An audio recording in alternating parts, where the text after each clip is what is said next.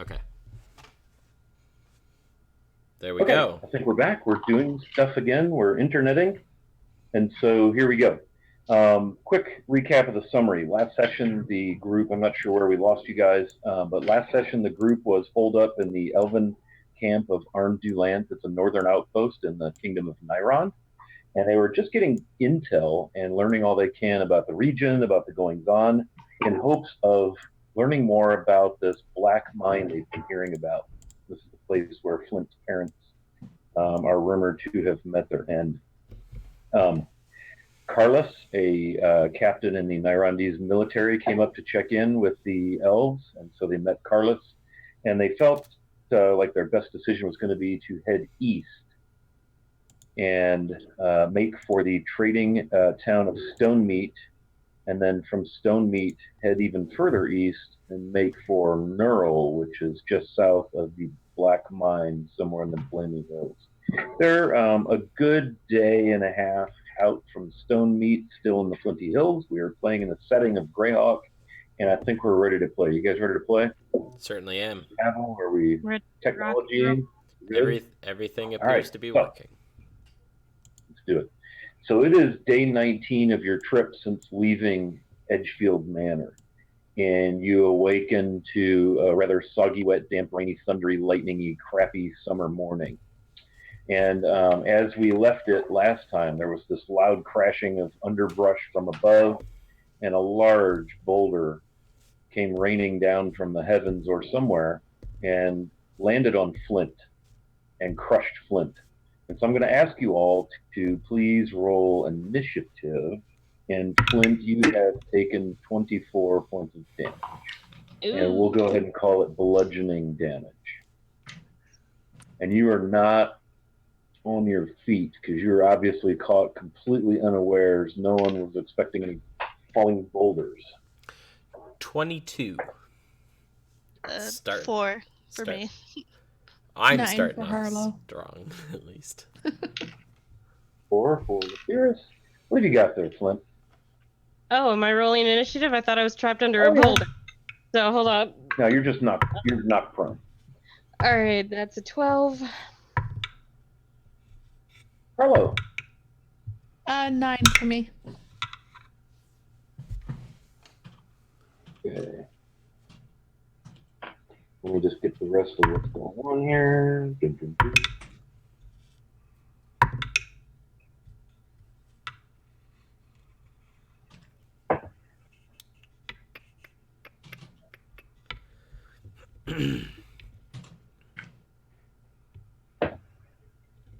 Okay. All right, so you're in your kind of your encampment, and again, you're in the thick of the Flinty Hills, so it's hilly, rocky. There's game trails, but you're not on like an official road yet. You're making due east toward the trade road, knowing that you will cross it. And as you get to it, once you get there, it'll be coming kind of from the northwest, going sort of to the southeast, but you're not there yet. Some trees, junipers, pines, cedars, really scrubby, rocky. And Pavel, you are up first. All you know is you've all had the kind of the crap scared out of you by this boulder dropping into your camp and hammering Flint. Okay. I heard that noise again. Yeah, what was that? It's raining. It's not rain, that's for sure. Okay. Yeah. I do not see an immediate threat, correct? Or should You do not see an immediate threat, no. Again, it's raining and winding, so it's kind of hard to tell what's going on really with much of anything. Visibility's not great. Okay. I am going to... Are there any trees? Yeah, there's some copses of, scrubby little patches of pine and juniper, cedars. Opposite. Things of that nature. I'm going to go to the nearest tree opposite the direction the boulder came. And put my back... So the boulder came from the east. Yep, so I guess the west. The nearest tree to the west that appears to be providing at least some cover from the rain. And I'm going to drop to a knee, half draw my bow and hold my attack action until I can see a threat. Okay. Okay. That ends your turn then? Yep. Very good. Why don't you roll me a perception, please? 13. Okay. As you're in the west, and if you were like looking down at your campfire, that would be to the left, right? We'll just go north, south, east, west that way. You're west of the campfire, you said you were in a tree or near a tree, Like, behind a tree?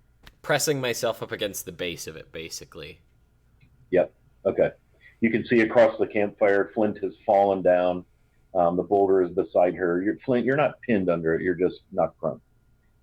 You notice to the north, maybe 40 feet, maybe 50, hard to tell in the rain, but you thought you saw some movement, some dark movement among the trees up there. I will shout, something to the north of us, I guess. Okay. And we've got Harlow and Lephiris. Which side of the fire? Flint, I've got you kind of on the east side of the fire. Mm-hmm. Harlow and Lephiris, what side of the fire will you be on? Your camp ring that you had built the night before. I probably would have been next to Flint. What's that? You're Flint? I probably would have been next to Flint. Okay. I probably would have been too, actually. Very good. Okay. Everybody roll perception for me. Including me? Yep. Better. 18. 12. 15 for Harlow. Dirty 20. Dirty 20. What'd you roll, Pavel? 18. Okay.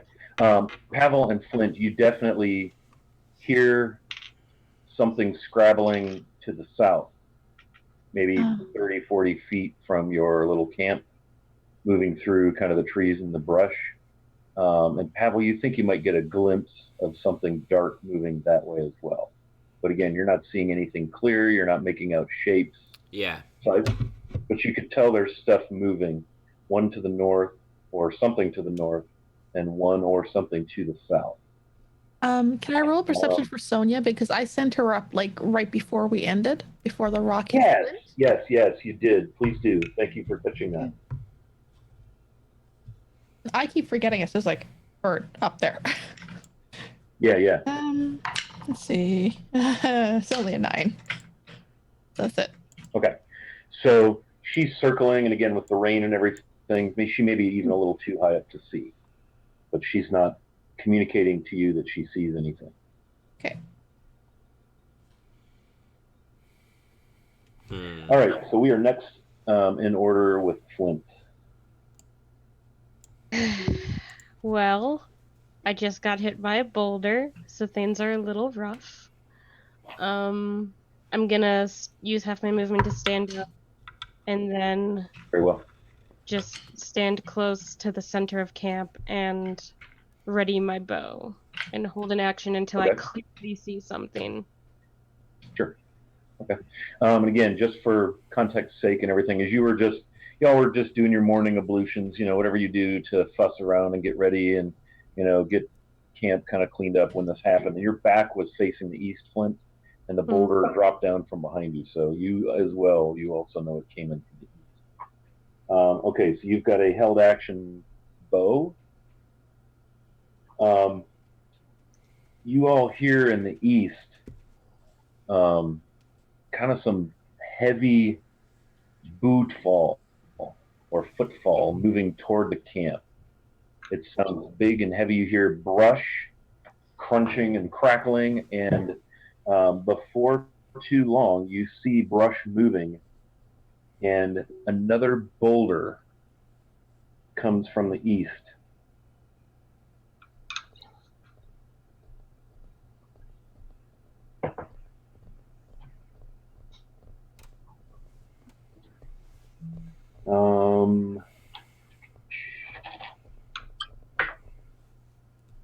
Harlow, does a 12 hit your AC?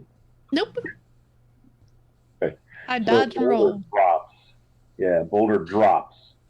Boom! Right beside you. And through the trees, you both make out these huge humanoid forms coming through the trees, each with clubs on their shoulders. I assume one from the south, one from the east, and one from the north? Or are they all Two from the east. two from And the we are east? now to Harlow. Well, I see them now, right? So shouldn't I take my shot? Yeah, you can do that. All right. Let's see. Taking a shot. Let's hope it's good. Oh, 21. Okay. 21. That is a hit. All right. For 11 damage. Okay. And So those you fire an arrow into this thing, and bam, it finds purchase, and you do apparently some damage because it kind of howls and grunts. Evil. and then the two that are coming from the east, they're walking like next to each other or whatever. Yeah, there's probably 10, 12 feet between them. And these dudes are big. You're thinking they're almost 20 feet tall. These things are huge. Fantastic. If there's 10 feet between them, at most 10 feet between them, then my bursting arrow will hit both of them. Oh, it's 10.004 feet between them. No, that's fine.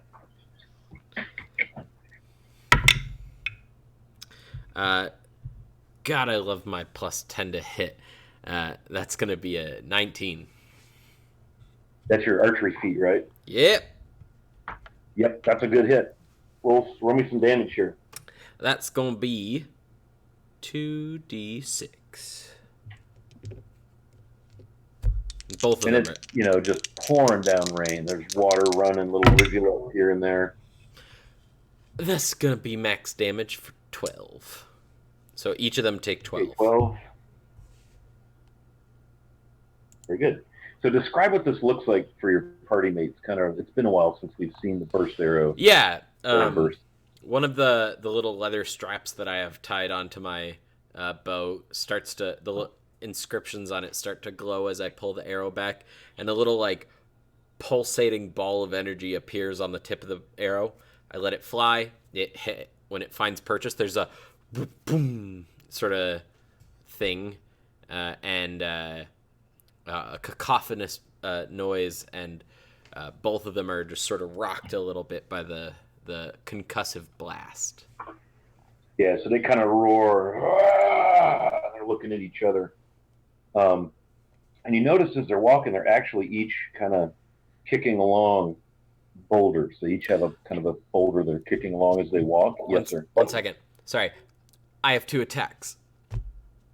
Because I'm level 5, and I have 2 attacks when I attack now. Your thing.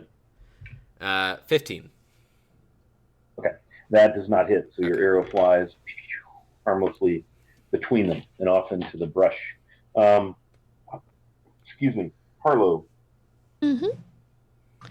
I am going to get out of the center of the circle, move to probably stand behind a tree if I can, and I am going to cast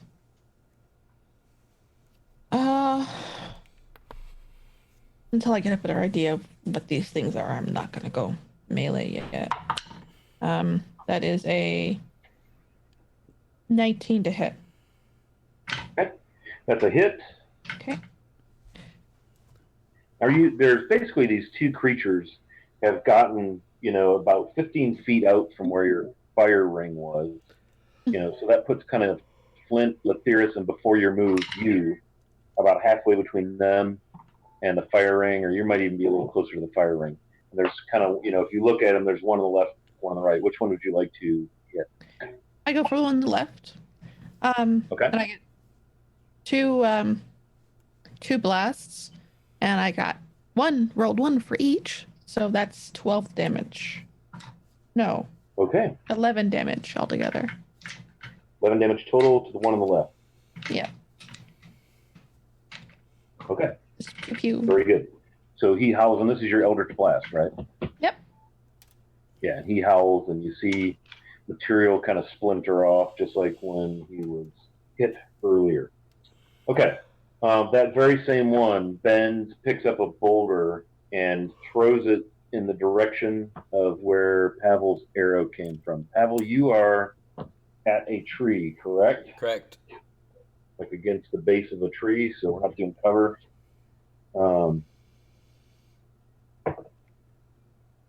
Does 15 hit you? It does not. Okay, so a boulder comes crashing towards you and knocks down the tree that you were standing against. Just kind of, it goes over your head, bash, crash, makes a big splintering mess. I dislike that. We are at Letherus now.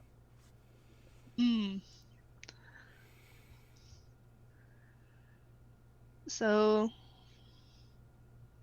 Flint, roll me nature. somewhat on all sides, I suppose.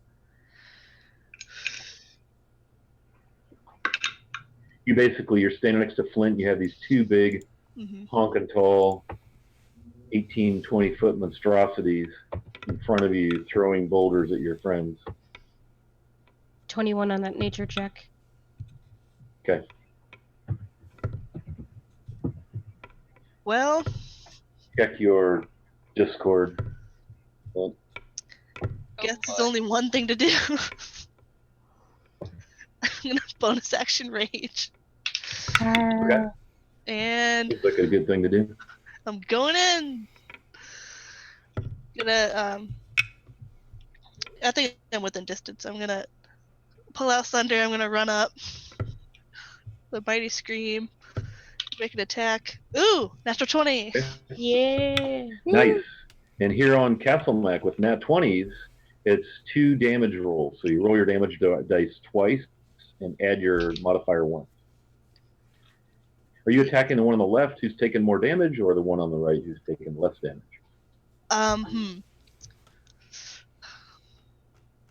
One on the right with less damage. Okay. So then,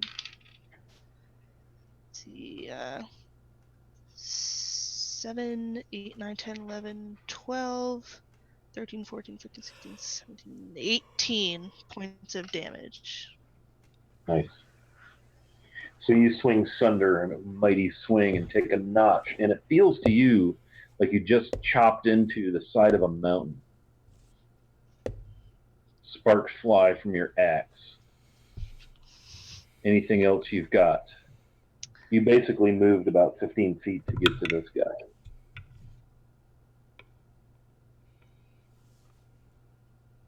Oh, I just realized since I'm raging, that'd be 2 more points of damage. Okay. Bye. And alright, I can attack twice, so gonna do another hit. Level 5. Level Okay. Natural 1. Yeah. The 1. Swing and a miss. That one. Okay. Roll me a d6. Oh no. Alright. You got it, buddy. It's a 6. With a 6, you roll. You swing your mighty axe, and it buries into a crack in the chest of this thing, and a crack in what appears to be stone, and it is stuck in this creature. Cool. Firmly. Thus endeth your turn. Back to the top of the order, Pavel. Yeah. 2 shots with my +1 longbow. My -5 plus 10. First attack, guy on left. 17. Okay. That hits. Okay. Second attack, guy on right. I'm just gonna see if they hit. 17 again. Okay, those are 2 hits. So that's going to be a D8 plus 15 on each of them. 20 damage to the guy on the Terrible. left. 20 damage to the guy on the left. And 23 damage to the guy on the right. Okay. So your arrows find purchase, and as they crack chunks of stone off of this thing, right? Sparks fly and so forth, and they kind of howl and they roar and they stomp their feet, and it just shakes the ground. These things are huge. I'm gonna They're like 18 feet high. and I'm gonna shift my position to get some more cover behind a different tree. Okay. So you move behind a tree. Very good. All right. Anything else you would like to do? You know what? I'll action surge. Oh, what? Okay. So Cool. I'll do Action surge is exciting. I'll do same thing. 2 attacks. Attack. One on left, one on right at -5 + 10.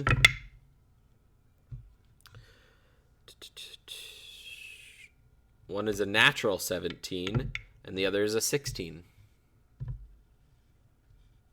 Okay, the 17 hits, the 16 does not. Okay. Then the guy on the left is going to take 17 damage. I'm all about 17s today, guys. I don't know what it is. Okay, so you hack another notch out of this guy with an arrow, and you duck behind a tree. It was duck behind a tree, shoot, and then duck behind a different tree. Okay. Confuse them.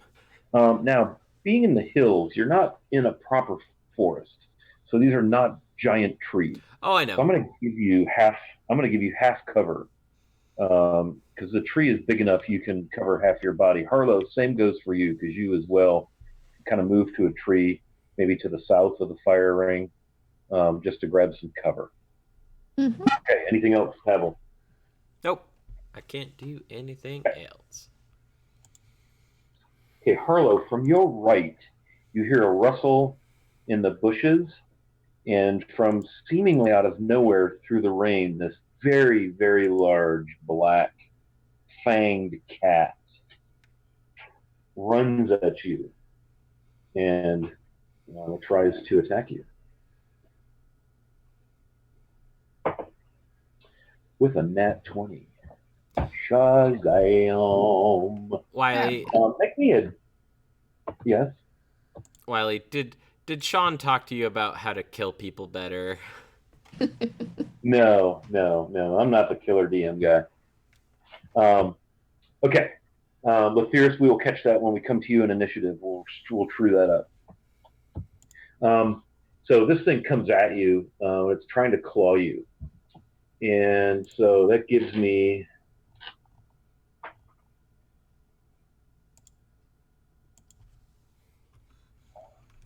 Two is 7 damage, and then make me a DC 12 strength saving throw, please, Harlow. I'm all weak. I got these spangly little arms. Welcome to Warlock Town. Strength thing? Save. I met 12. 12. I have no bonus though. Okay, so this big panther, and you've read stuff about animals in the woodlands, and you know you just got attacked by a honking panther. But when I say honking and big, I mean bigger than big should be. This is a big panther. And you barely keep your feet as it rakes you with claws and drops beside you. And that ends its turn. Okay. Good thing you weren't knocked prone, just saying. Mm-hmm. Okay. That puts us to Pavel, from your left, as you see Harlow get pounded on by this giant panther. From your left flank comes a giant black flying ball of fur that makes that same sort of panther sound. That was supposed to be a panther sound, by the way. I don't know if that's a thing. Does 17 hit your armor class when your armor class is bettered by 2 for half cover? Add +2 to your AC. No. With my half cover, it does not. You are muted. With my half cover, it does not. Okay, so this panther goes by, and you see these big rakes across the tree, like it takes chunks of bark and stuff off the tree as it narrowly misses you and drops and swirls and flicks its tail and turns around and looks at you. And now we are to Flint. Flint, you're standing before two really big you-know-what. Right. I'm just gonna yell, "Stone giants!" And how tall are the trees? The trees are anywhere from 8-foot saplings to maybe 15 to 25 foot. They're all conifers, so they're not really huge and big around. Excellent. Okay, so what I'm gonna do is I'm gonna go to the tallest tree next to these giants and climb it. Okay. Flint's To the gonna die. To the tippy top. Fall out of that tree and die. You guys Okay. have such faith in me. So you are climbing a tree. So acrobatics or athletics, which would you like? I'm going to have you use athletics. Oh no. Okay. It's fine. That's totally fine because I think it's that's fine. 23. 23? Yeah. Okay, so you basically move half your movement. But you have no problem scrambling up a tree. So you can make it 15 feet up this tree. Nice. That's your movement, not your action. From up here, I'm going to shoot an arrow into the eye of one of these stone giants if I can. Okay. So in order to do that, I'm going to have you use a bonus action to be on a branch, kind of against the tree, steadying yourself, because you're talking about a two-handed action with your bow. So you can do this. You can make your attack, no disadvantage, but you won't have, you're kind of a natural woods person, so you won't have any disadvantage or anything, but you've definitely got to kind of spend a bonus action to get up in this tree, get set, and make your shot. So go ahead and do that. Okay. That's going to be a dirty 20. Okay, that's a hit. Awesome. Come on, don't fail me now. Oh my gosh, it didn't fail me. That's 12 points.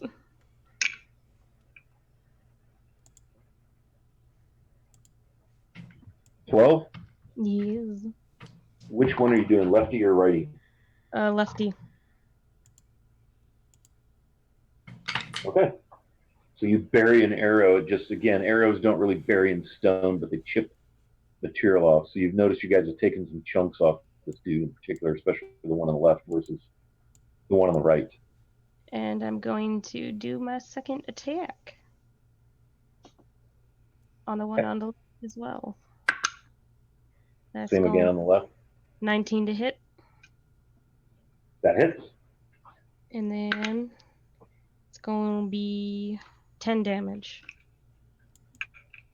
Okay. Dude's definitely looking pretty rough as you hit him with another arrow. And that should use up your movement and your, bonus action and your action. Yep. So we are down now to, let's see, giant on the right is going to step towards the tree and try to take batting practice with you in the tree. Oh. And you see him just swing his mighty club with a roar. There it is. Ooh, wow, that's many high armor classes. How about a 27? Does that hit? Yeah, that'll hit. Nice. That is cool. So this giant stone club comes swinging through, knocking out branches and all kinds of stuff. 14 damage as you just get swamped on by this big club. Okay, this is fine. We're fine. This is fine. And so you have this big dude standing right in front of you in the tree. Oh. We go to Harlow. Mm-hmm. And the one that came to you was the other one, not the one that you hit.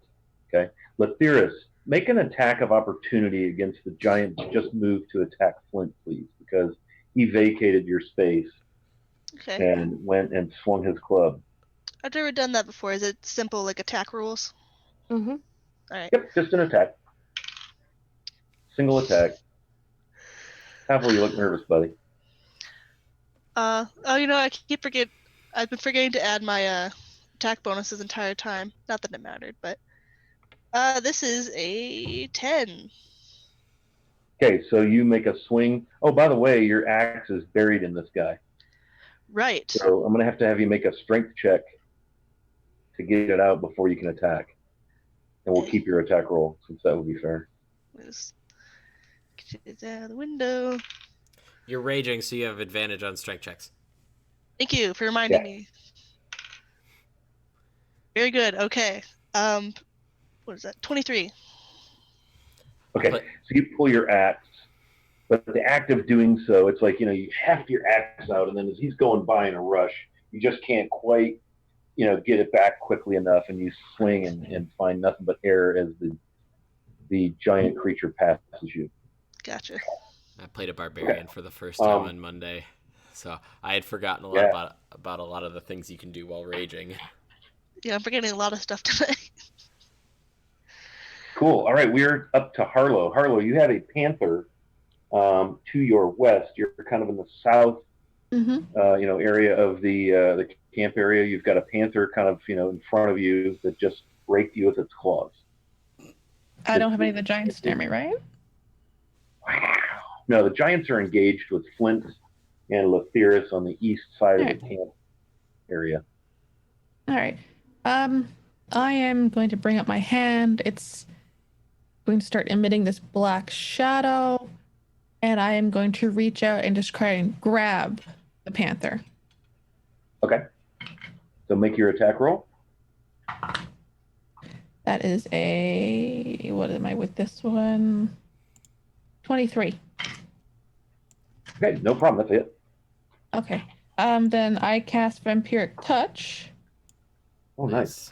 Which is 3d6, and I get to I'm going to siphon life force to half my damage. So that is great.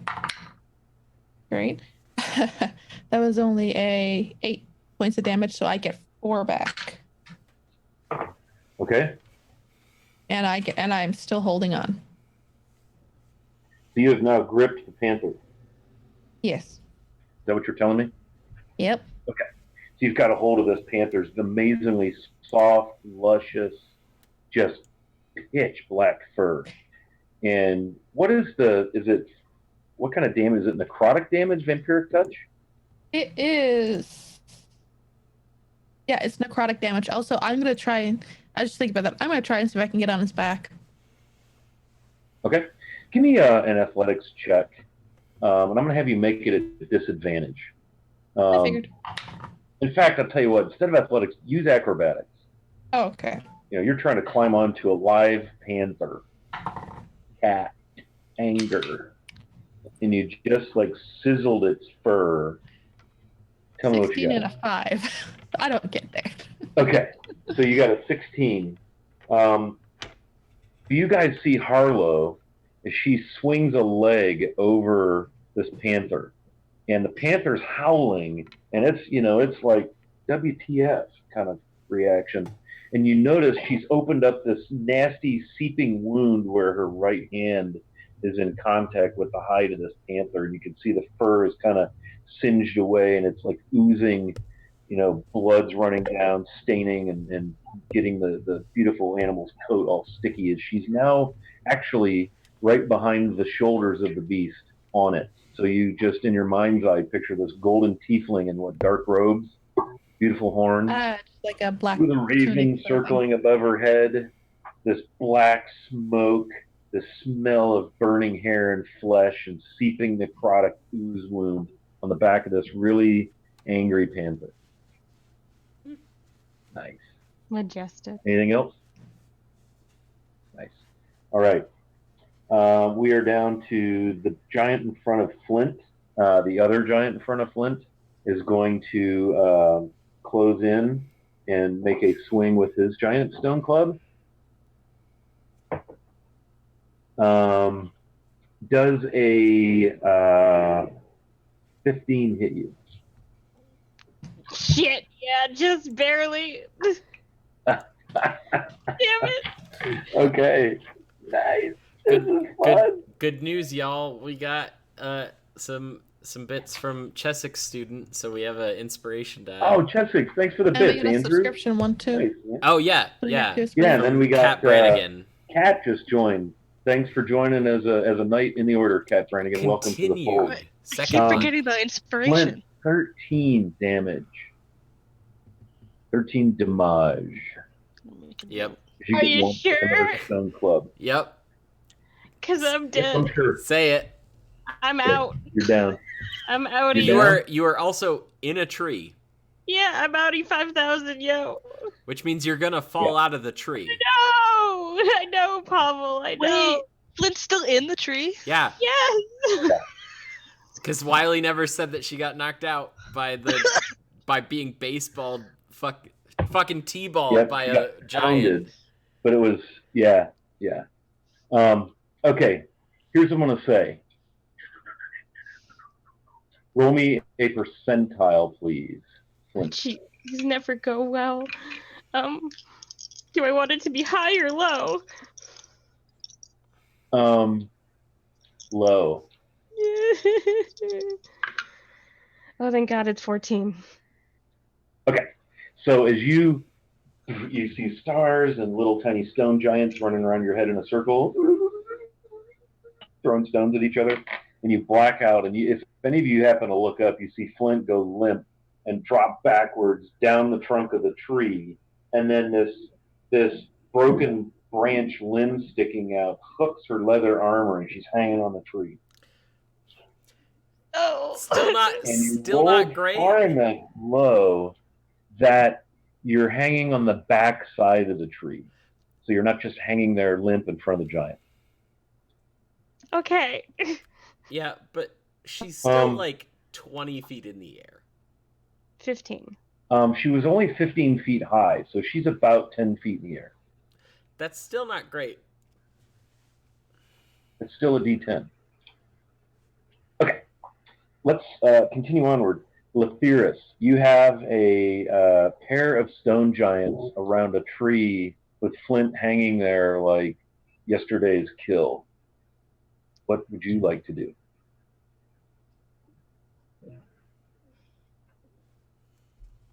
God, I don't know how to rescue you. Don't worry about me. I got this. You know what? No. I have to attempt to rescue you. I'm gonna. I'm fine. No, you're not. I'll be okay. No, you won't. I'm gonna try to rescue Flint. So I suppose I would be disengaging and trying to run up to the tree and climb up to get Flint. Okay.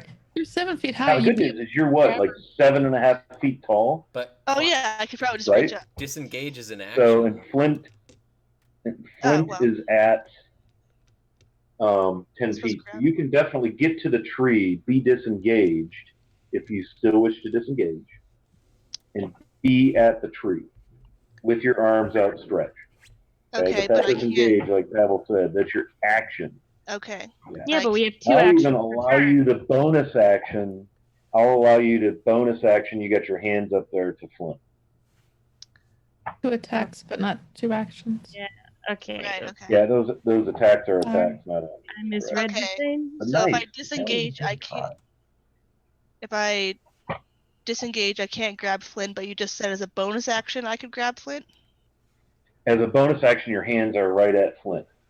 But Okay. you can't grab her, move her, pick her up, put her down, anything like that. So you're basically in position at Flint. And again, you're tall enough that your hands are right there. Hmm.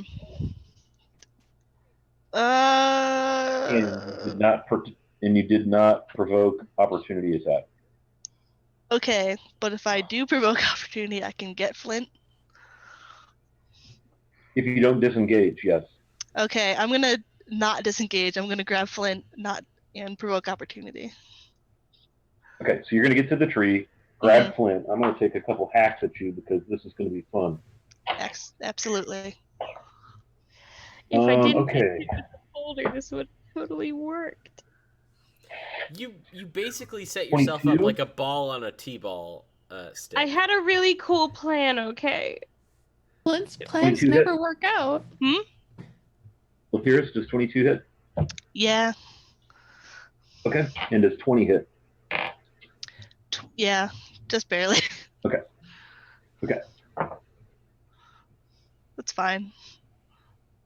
It's fine. Everything is fine. We got this. 17 and 23. So 40 damage. Whop, whop. 40 Two damage. big stone Alright. clubs. Thud kathwack against the Minotaur. You can lower Flint down. Okay, I lower Flint down. And you've only moved 15. And you moved through or past the stone giants. Remember, Flint's on the backside of the tree. Mhm. So I will give you 15 feet without provoking further attack of opportunity. I'm going to treat that as if you move through their space. So even though Okay. you stop to grab Flint, they're not going to get another attack of opportunity as you move out. I will take that Tree in 15 the feet. way. Well, they only Okay, have one. so just kind of move 15 feet away. They But only have one reaction anyway, so. Yeah, I'm Yeah. gonna move 15 feet away. very good. Just get out of dodge. I got Flint with me. The emotional Okay. support Minotaur has the lesbian. We're good. I gave Flint 35% chance of getting stuck in that tree because if you think about it, we were out in the pine woods. You see those trees; they have all those little broken branch spikes every which way sticking off of them. See, And Flint's not a large, heavy thing. I saw your post. I'm mean. I'm mean. She would have fallen if it was my game. Yeah. That's just me, though. All right, we're back to Pavel, top of the order. You have a panther in melee in your face, doing panthery things like salivating and howling, I do. flicking tail. I'm gonna move away from it. I know I'll provoke an attack. Okay. As you do that, it's going to take claw swipes at you. Mm-hmm. And so I'm going to roll my d20. 14 and 11. Neither hit. So your half elven nimbleness, you're half elf, right? No, human. Your human nimbleness enables you to ranger away. Where are you moving? What direction? I'm just moving north, I guess, a little bit, and then I'm going to attack twice. Once into the panther, once into the more damaged giant. Okay. Both at -5 + 10. Panther attack, 16. Okay. Flint and Lepyrus are now kind of between you and where you used to be, where the panther is. That's how far they move. So your line of sight, you can see Flint and Lepyrus. You fire at the panther. 16 is a hit. And giant is another 17. Natural 12 + 5. Hit. So Is this the more damaged giant or Yep. the less damaged? the more damage. So the panther is going to take 22 points of damage. The panther in a squeal attempts to run away and makes it about 15 feet and drops. And then the giant is going to take 20 points of damage. Okay, he's looking rough. He howls too and starts to turn in your direction from whence the pain sticks came. The pain sticks. Yeah. Okay. The pain stick. That's my turn. Okay, very good. Harlow, you are on top of an angry panther. Mm-hmm. Let's see. Wait, isn't it my turn? moving, running. It is not. The panther acts. Both panthers act before you, but one of them's already dead. Oh. So Harlow, you are now on the back of an angry panther. Good news for you though is angry panthers cannot reach things that are on their backs. But I'm going to ask you to give me a contested strength versus panther dex as he's trying to shake you. So give me a strength. And I'm going to let you roll this with advantage because you have the leverage position. But he gets his dex bonus because Panther. Natural 17. Fuck. All right, so he does not shake you, but you are going for a ride. Okay. Right, so you all see the well, Panther trying to, look back and trying to bite her, and of course, the way the Panther's arms work, it can't, so just picture that. Tiefling on Panther, and she holds on for her 6 seconds. You don't have to do 8 seconds because a round is only 6. So what are you doing with your turn? Because it's now, it's not your turn, it's Flint's turn, excuse me, Flint. I'm going to take... Why don't you roll for me? Oh, okay. Go ahead, Kay. What were we going to say? Nope, we're good. Okay. Flint, let's roll a death save, please, my friend. You want to roll high. Thank you. I had no idea. Okay, come on, gay dice. Don't fail me now. Oh my god, it's a nat 20.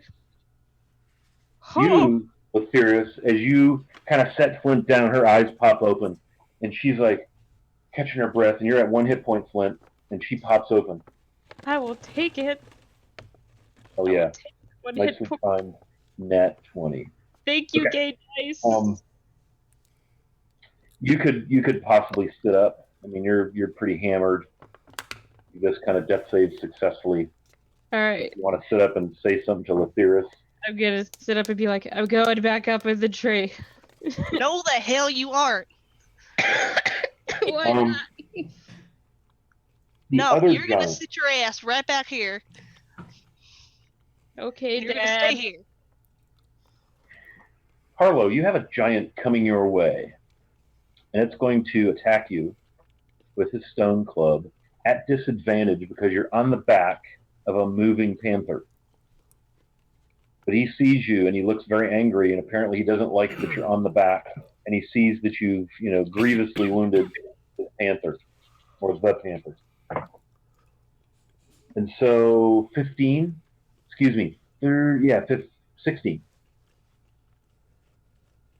No, it won't hit me. Okay, so he misses you, but not so much that he hits the panther. And he is, in your vicinity as you all are, this panther's freaking out, and he's like, trying to get you with his stone club. We are down to your turn, Harlow. Okay. I am going to try and make sure I stay on the panther, because I think that's to my advantage right now. Yeah. But I will, because of Vampiric Touch, I can make the attack again without wasting a spell slot. So Right. Yeah, that's such a great spell. Out of my tray. Nice. I'm gonna try that again. In the tray. Yay. That is an 11 plus. That's a 19 to hit. Okay, that's a successful hit. Cool. So hit me with some necrotic damage. That is 5 out of 1, and oh wait, I gotta roll one more. Add my thing again. 6. Did I say that was a 5 and a 1 and a 6? I believe that's what I heard you say. Okay, so that's 12 damage altogether. Yeah, and I. Yeah, so you open up. You can see the shoulder blades of this beast as you just this oozing, spreading necrotic wound, and it just howls in absolute pain, like one of the worst sounds you've ever heard. Howling, giant, large cat in immense pain sound, and it drops, and you're on it, and it's dead, and it's got this just disgusting, seeping, gross necrotic wound. You can see bone, tissue. It's nasty, and it drops. I should have tried to tame it, and I would have had another pet. I feel bad now. Yeah. I don't like hurting him. All right, I'm gonna use my movement and run away from. No, wait, I can't move from the giant. So I'm just going to get off the panther and face the giant. Okay, so you're standing kind of toe to toe with the big, and you see his face just like shocked that this panther just died out from under you, and he's just got this kind of seething rage going as he brandishes his stone club. The other giant is going to move to Pavel And you're basically about 15 feet away, and he's going to close that no problem. And he's going to make an attack at Pavel. And he takes a mighty swing of his stone club, and he misses you wildly, and it actually kind of comes around, hits a tree, bounces off the tree, and hits himself in the head with the club, sustaining some level of damage. And he's just like, what the fuck? As he took a big wild swing at you after seeing you kill the panther, and manages to hit himself. But the tree he hit is so green, it kind of flexed and kicked the club right back in his face. And we are at Leptheris. Leptheris, you are with Flint, just north of the campfire ring, about 10 feet from the fire ring, 10 feet from Pavel. There's a giant engaged in melee with Pavel, one with Harlow. You're closest to the one with Pavel. Okay. That's the most damaged one. The other one on Harlow is a little fresher. You're not proficient with shields, are you, Flint? Let me check. Yes. Yes. Okay. I'm going to give Flint my shield, if that's not an action, that is. You're going to give your Flint a shield? Yeah, I'm gonna give my shield to Flint. Okay, that's fine. Okay. Then I'm going to toss it down. Yeah, just like here, take this. For God's sakes.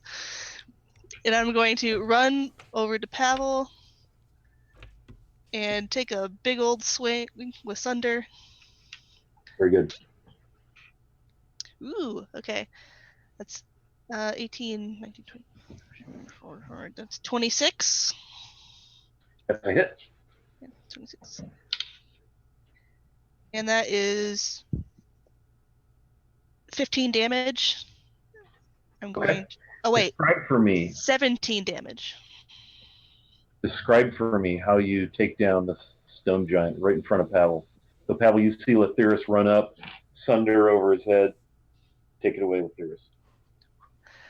So I'm gonna run up and I'm gonna say, for the purpose of narrative, maybe its legs are kind of cracked. So I come in from the side and I hit it hard enough for its leg to just crumple, and then it pitches and shifts sideways and smashes itself on the ground. Yeah. So it drops its club. Thud. Pavel, you're just standing there. This is all kind of happening right in front of you. Its legs like break and crumble. Down goes this stone giant in a hump of heap of rubble. Right. Most of his upper torso is still intact, but Okay, let's see. And the other giant, how far away is it? the other giant, about 25 feet from where you are now. Perfect. I'm going to pull out a javelin and I'm going to throw it at that giant. That is 23 to hit. How much damage does that do? It's a d6. Is your second attack? Yeah, it's my So second I'm going to attack. say that uses the remainder of your movement That's perfectly to fair. get that jab. Because you're thinking, you're taking a big, great axe swing, then you got to pull a javelin off your back and throw it. Yeah, I mean, I tossed a shield, I went to a giant, I threw a thing. That's a lot of That's stuff. a lot. Yeah. I'm perfectly happy with that. So let's see. I think, I think it was 23. Ooh, okay, 3, 4, 7 points of damage with that javelin. Okay. So it hits the giant in the side and takes a hunk of rock. So Harlow, you're standing there, and all of a sudden this javelin comes from across the camp and hammers this stone giant right in the side. You said 7? Yep. Okay. We're back at the top of the order. Pavel, you've got a giant down there in melee with Harlow at about 30 feet from your current position. Ranged is straight across the campfire. You're probably... Okay. You're 15 feet from the campfire. They're 10 feet south of the campfire, so they're 25 feet from you. Range doesn't matter to me. Oh. You're muted, I am. but you look good. Range doesn't matter to me. I can hit anything that's within 600 feet. Ah, range. I spit at thee. 2 attacks. Natural 20, natural 18. Start rolling dice. Yep. 2 hits. Get your double dice on your 20. Yep. Single modifiers. First attack.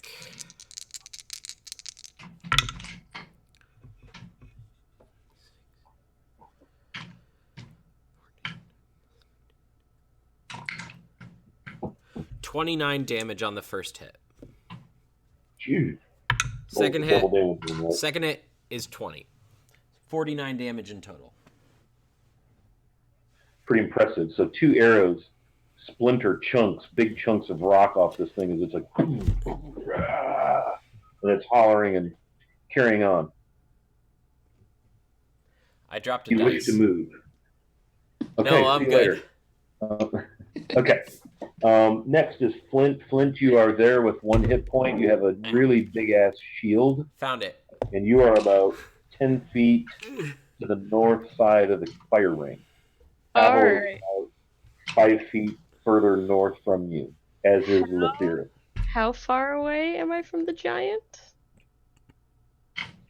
I love how everyone just instantly looks at me like I'm gonna do 15. something stupid. Okay, I'm gonna Giant get. is engaged in melee with Harlow 15 feet to your south. You'd have to go around the campfire or jump it to get over to the giant. I'm gonna get about 10 feet away, and I am going to throw the shield like a discus at the giant.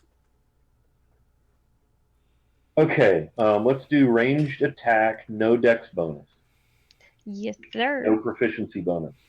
Yes, You're just sir. literally throwing a shield. So roll a d20. I want this to be so cool. How I big can't is be. Flint?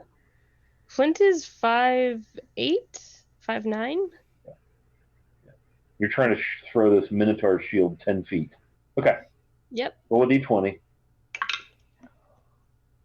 You guys aren't gonna believe it. It's a natural 20. This is the best dice ever. I'm never rolling with anything else. Okay. God damn it. Make me an athletics check along with that. Okay, I hope it's good. That's gonna be a 15.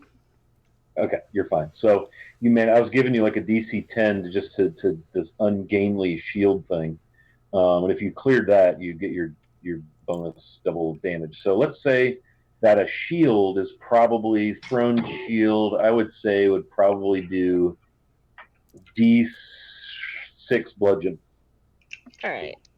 Pavel, you think less? D4. D4? Improvised weapon. 1d4 plus Okay, strength D4 bonus. bludgeon. 1d4 plus. Okay. That's just me. All right. Yeah, I'd agree with that. So D4 plus strength. 6 damage. Okay, so boom, you brain this guy with a shield. And it bounces off of him, kind of takes a notch out of the shield, sparks fly from like the metal banding that's on the shield, striking the stone. Anything further on your turn? Let's see. That was just 1 attack. I'm gonna throw one of my axes at its face.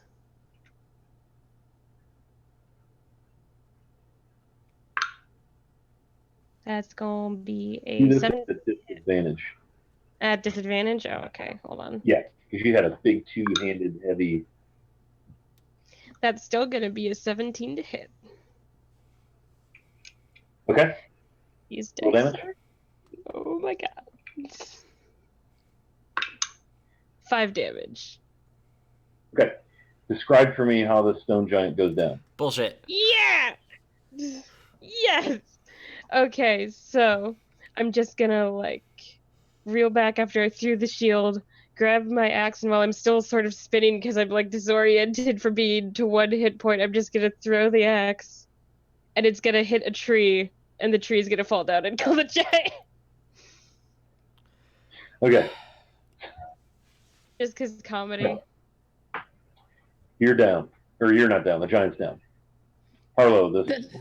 shield comes flying by you. brains the giant. An axe ricochets into a tree. The tree falls, drops the giant. And you're Doesn't just kind of like him, sitting does there it? like, no, enough shenanigans, right? Wasn't The there a dust third settles. giant? No. I thought there were No. 2 coming from the east and 1 from the north. No, there was a panther on the north. They were sending him around. There was a Okay. panther on the Yeah, north and one north on was the the dark south. shade. Gotcha. Yep. And so all grows quiet except the steady stream of rain. Flint, you are sore, badly bruised, shaky, probably shocked that you managed to somehow brain a stone giant with the Minotaur's shield. Pavel's like, I don't even. I took no You're out of damage, so initiative. I'm cool. I think I'm gonna walk over to old Bill, pull out one of her greater healing potions, and just kind of toss it at her. No, it's And- alright. I got it. It's cool. Oh, while just giving her a stare. Don't waste a healing potion on me. I got this. I just sort of slap myself a couple times and cast Cure Wounds at 2nd level. Okay. So that's 2d8. You took damage there. Yeah, I did.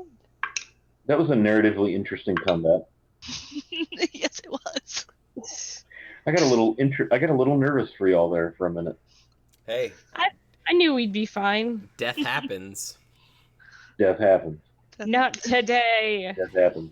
Not I with I the was pretty theorist on the gracious on watch. that. My policy has I was always pretty been. gracious on the shield strike. My policy has always been.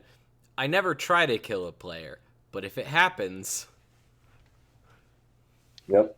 Flint should have totally died. I don't know why the dice gods are happy with me tonight, but there goes all my nat 20s for the rest of the campaign. That's Well, I gave you a 35% chance of hooking one of those. I was Something frankly way down surprised that we tree. didn't see Flint just fly off into the hills on the first batter up. That's what I thought was gonna happen. Yeah. Oh yeah, since Letherius was hit, he's just kind of standing next to Pavel now, and there's like 2 huge dents in his armor. You should probably fix that. You have 2 broken and deceased stone giants. You have 2 large panthers, bigger than panthers you think ought to be. First thing I'm gonna do, I'm gonna walk over to the, well, not walk over because it's right next to me, but I'm gonna look at the stone giant that's dead next to me. Does he have any like pouches on his belt or like a bag or anything? He has a long dagger that might ordinarily look like a short sword, kind of a thing. Each of them have long, kind of jagged daggers, but no pouches or anything. Okay. I don't care about this sword dagger, so I'm gonna go over to the panther I killed and I'm gonna skin it. Okay. As a former woodsman and so forth, let's have you roll survival. I assume you're trying to preserve the pelt. Mm-hmm. Do you have any particular, like, you don't have, like, I don't even, taxidermy is not really a skill. No, I wouldn't have ever taxidermied be. anything, but I've definitely like Yeah, but you know how to field skinned dress them. animals to get pelts and stuff. Yeah. I'm going to say just roll a straight up nature with whatever mod you get for that. Nature? Okay. I'll use Or my survival, I'm sorry. okay. It's I'll use my green dice Ooh. because Green nature. It's nature. Herbs. 18. Okay. Yeah, so you see Pavel set to work, and he, over a period of time, is able to separate the panther from its pelt successfully. Are you going to, like, leave the head intact? Oh yeah, I'm not gonna. You could turn it into a rug, that sort of thing? Yeah. Nope. Okay. You managed to do all that. It's heavy. Yeah. It's bloody and wet, and it's heavy. You're able to scrape it as best you can, but you know that it needs to dry out. Of course, it's been raining and all of that. So Yeah. you have a heavy-ass panther pelt. Cool. Okay? What else are we doing? You know the giants came at you from due east, which is also the direction of the trade road. And you know the panthers, one came down from the north, one came up from the south. So your guess is that the giants probably dispatched the Panthers to try and flank you. They came in with the boulders. All right. Well, I Evelyn Flint, that's easy enough for you all to figure out. am going to go retrieve my shield and my javelin. And then I'm going to walk up to Flint, take the Greater Hero Potion by her feet, chug that, and then I'm just going to. Are you standing up? Technically. Technically. All right, I'm gonna give Flint a little side hug. Oh, look at Dad hug. A little dad hug. Nice. While I'm just chugging the potion. This is physical contact that I don't really want right now. Too bad. I think I was just gone back over and sat at the fire. Same. I'll start cleaning off the gory side of the pelt. Okay. Yeah, scraping it down and everything. I think I'll go to the Panthers and pop out their eyeballs and put them in a pouch for later. Cool. Okay, so you harvest whatever you wish off of the carcasses. While you're doing that, I shout out, I heard tongue is good too. Nah, it's not. Okay. My old master, Sturm, he liked cow tongue. Never really got the taste of it myself. I'm gonna eat one of the eyeballs, and while I'm chewing it, I'm gonna be like, "That's gross." Harlow throws it up. Harlow, you should really develop a thicker stomach. You throw up a lot. You have met Flint and what she eats, right? Oh, I know. I don't think it's particularly appetizing, but not like throw up disgusting. I'm gonna pop an eyeball in my mouth right by Harlow's ear. I actually think Harlow would punch you. Do it. Just haul off and give it to you right inside the head.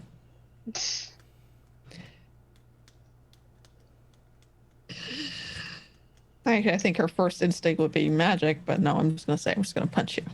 No, follow your heart. No, it's only 12 anyways. So you miss and punch yourself in the head. It's not a 1, I just kind of miss you, because I'm turning my head to throw up again. You miss and punch the theorist.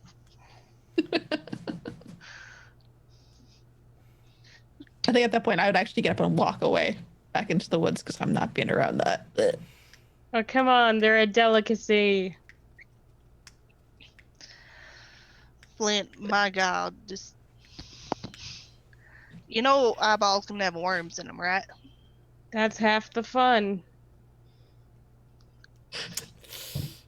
Listen, I've eaten some stuff, but you're nasty.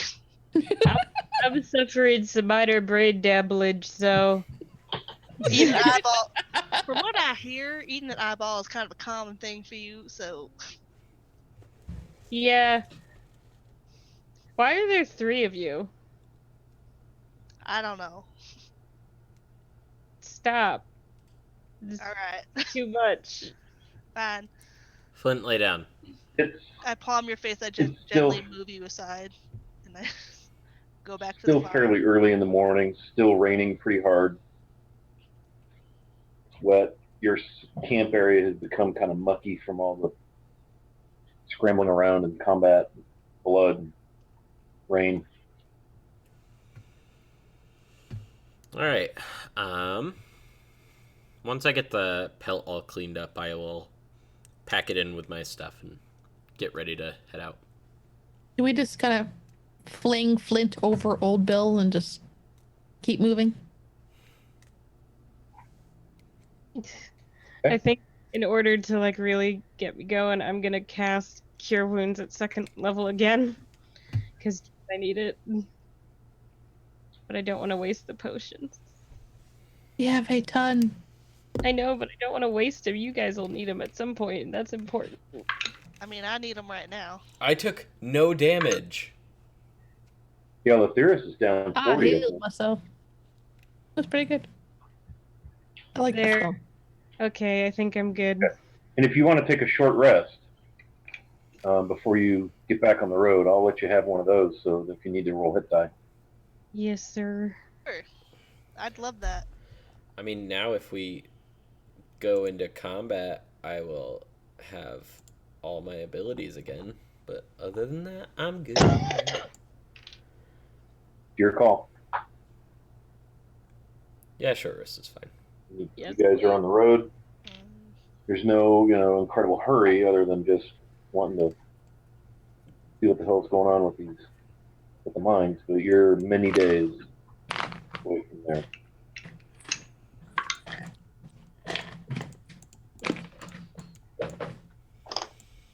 All right, Yeah. so proceed onwards to the road.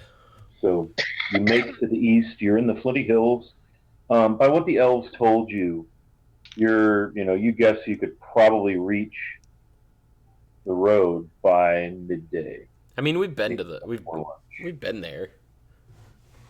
Yeah. This road you've crossed once. Remember, you're well southwest of the cube. You had to come pretty far, like 3.5 days journey just to get out to Ardulant from the cube.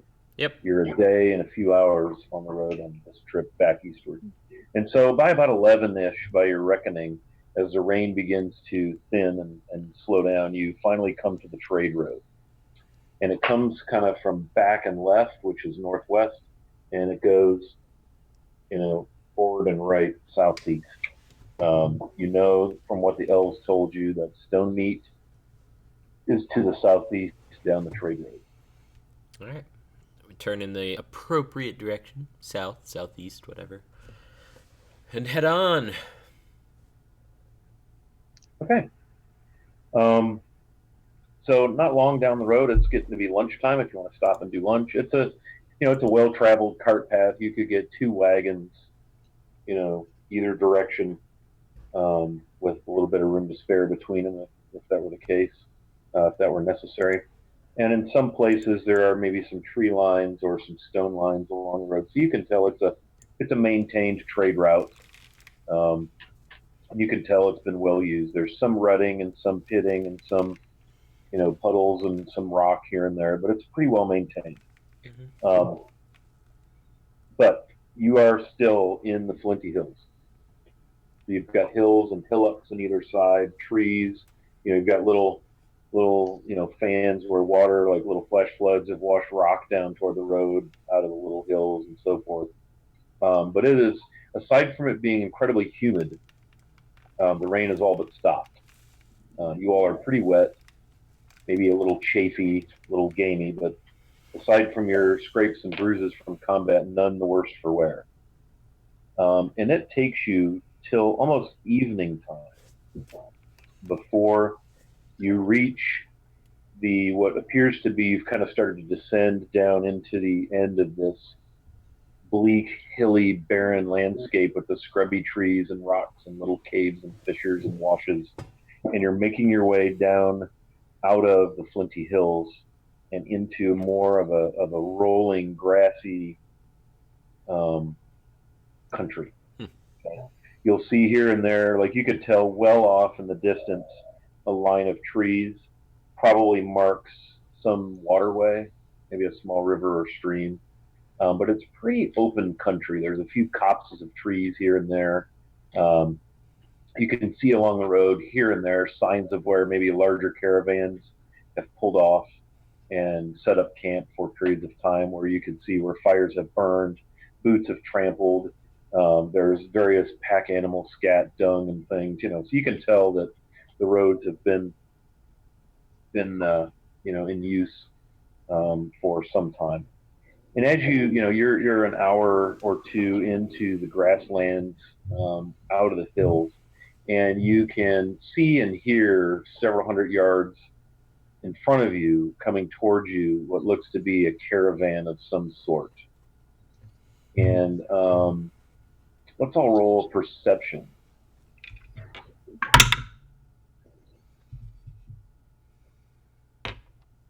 21. 3. 14. 22. Okay. So, Pavel, you can tell that these look to be, at least at the front of this caravan, look to be dwarves. They're in either chainmail, leather mail. There's out front. There's a male and two maybe youths, younger dwarves, leading a line of mules. And Lephiris, you know for a fact that this is none other than Grundle, Beth, and Bell Stoneforge and their caravan making their way up the road in your direction. They're probably a couple hundred yards off now, but between your 22 and your familiarity with them, you know damn good and well who these people are. Serendipitous. Wait, I shove old Bill's rope in just like everyone's direction, and I start just barreling towards them. Okay. I take it they're friends. I guess so. Pavel and Flint. Now, Harlow, you see you see Lephiris bolt down the road, and he's kicking up dust, actually splashing because it's been raining.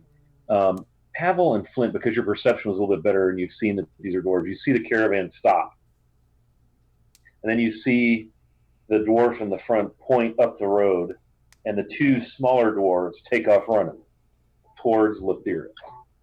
And that's what you see. Lephiris, you see Beth and Bell just big shit-eating grins on their faces, just running fast as their dwarven little stumpy legs will carry them, and their stubbly little faces and their growing longish hair running towards you. And you guys meet, and they just jump, tackle, hug you. And you guys see these two little dwarves jump on your Minotaur friend. They're probably 100 yards down the road. I guess they're friends. Or we're under attack, and I pull out my arrow. I'm gonna like. They don't have access. They're fine. It's like one of those things where it's like a. No. Behind this, you see, this cloud of dust with Minotaur arms and legs and horns.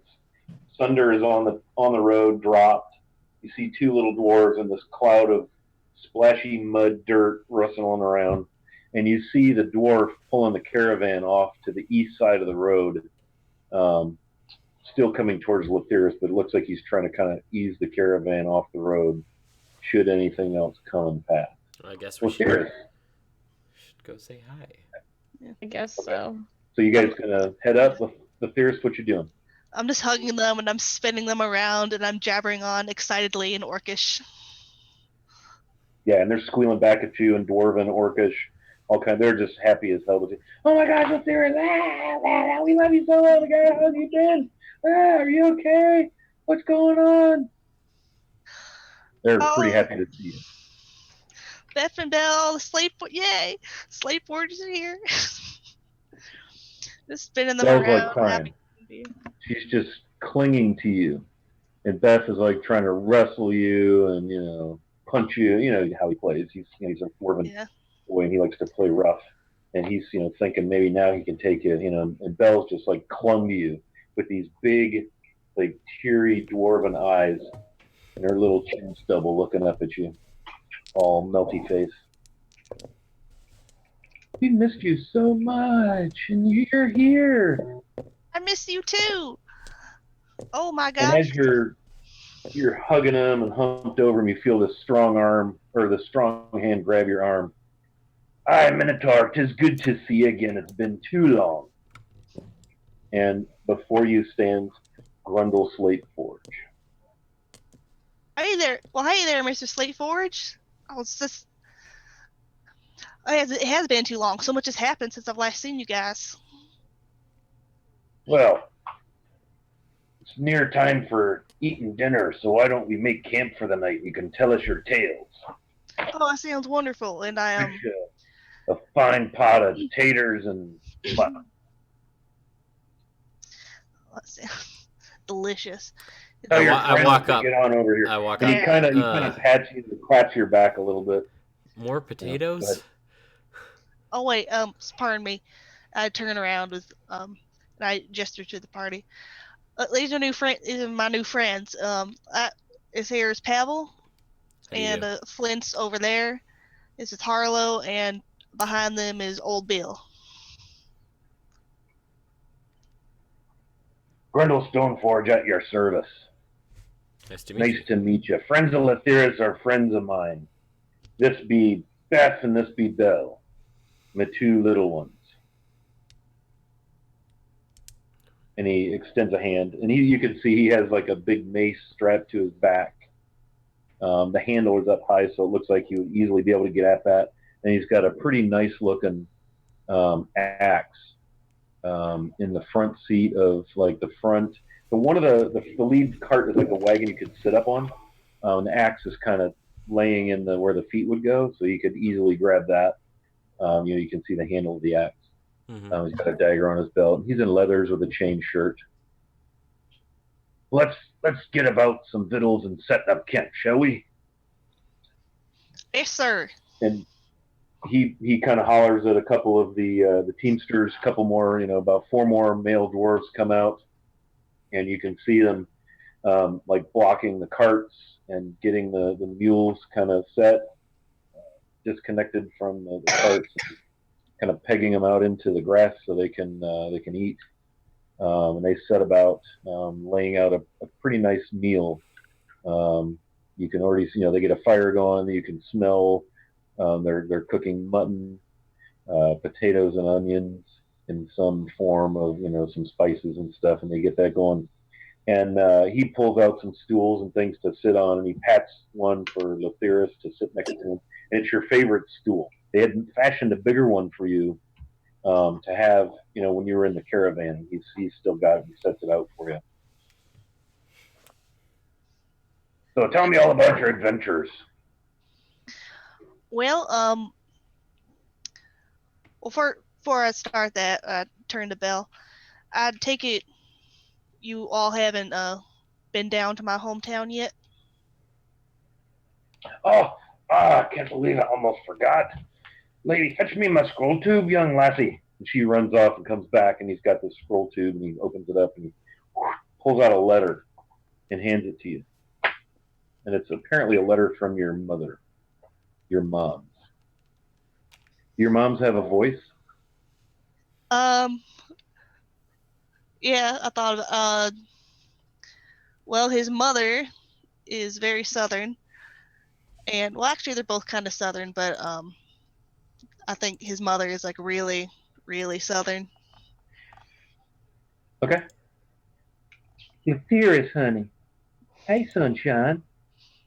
Hopefully the slate forges find you and deliver this note. Your mom and me miss you terribly. We're a little worried since we haven't heard from you in a while. Hopefully you found whatever you were looking for way up north. Thanks for returning my great axe, Sweet Pea. I see it has a couple new notches. Looks like you put it to good use. I'm so proud of you. You can picture like giving you the noogie thing. Your mom and I are just so happy, and you're so brave and strong, and we can't wait to hear more stories of your adventures. We have news. Not bad news. Good news. Actually, really exciting news. Oh, Tater and Petunia are great, and they miss you. Tater sends his licks, and Petunia's rubbing on my legs like she does, Anyway, great news. That little goblin pill I mentioned, you remember her, right? Well, she took to hanging around the farm more and more, like goblins will do. She's such a little bitty thing, afraid of her own shadow, Well, Mom found her all holed up, shivering in a chicken shack. She was hiding from them other bigger goblins. They're nasty critters. Turns out she's one of them, and they was hunting after her on account of she ate something she shouldn't and wouldn't do her chores, or so that's about all we could get out of her. Well, this skirt fellow, this goblin skirt, comes screaming around the corner looking for, yelling at her, and Tater took a chunk out of his ass. Oh my God! And he threatened to take her home and beat her ass right there. And so I had to put him down.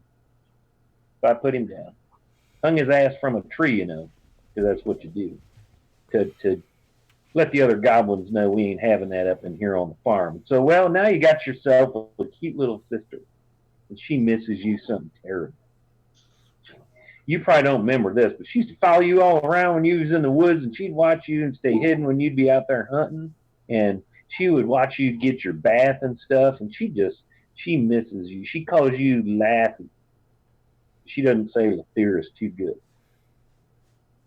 She can't wait for you to come home. She's kind of a scrawny little thing, maybe no more than 12 winters. But we're going to fatten her up, and she'll be just pretty as the day is long by the time you get home and see her, give her a hug and kiss. We can't wait for you to meet her. She's a little skitterish, but she's sweet. She just loves you to death. No wonder them goblins was looking after her, because she's a sweetie. But she just ain't one of them. You know what I mean? She just, when people ain't part of other people, she ain't one of them. She's one of us. So come home safe. Enjoy your adventures, Pumpkin, right when you can. Love you, Mom and Mom. Why did your accent remind me of the movie Joe Dirt? I have no idea. It just for some reason that's what I was picturing. It just came up. Joe Dirt. So now you have another letter from your mom. I can type this up and send it to you, so you got it if you want to do anything with it. Yeah, sure. We'll get to that a little later. Well, kind of glance at Harlow. Just, I guess they're not mad yet. See, I told you, that's good. The good letter? Actually, yeah. What language was it in? It was in common. Okay. Good thing you read it. Can't read it.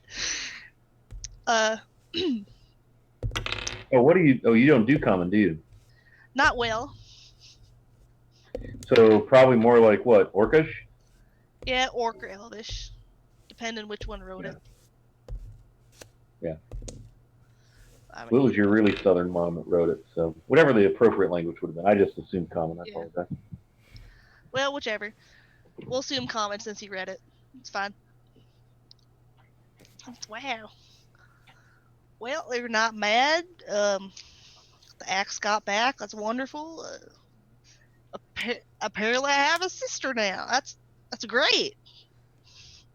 Yeah, I love Pale so much. That's wonderful. Oh, you must be talking about the little wee goblin creature. She's a sweetie, she is, but boy, she won't come out from behind your mum now. Timid and shy, but I wager they'll fix that.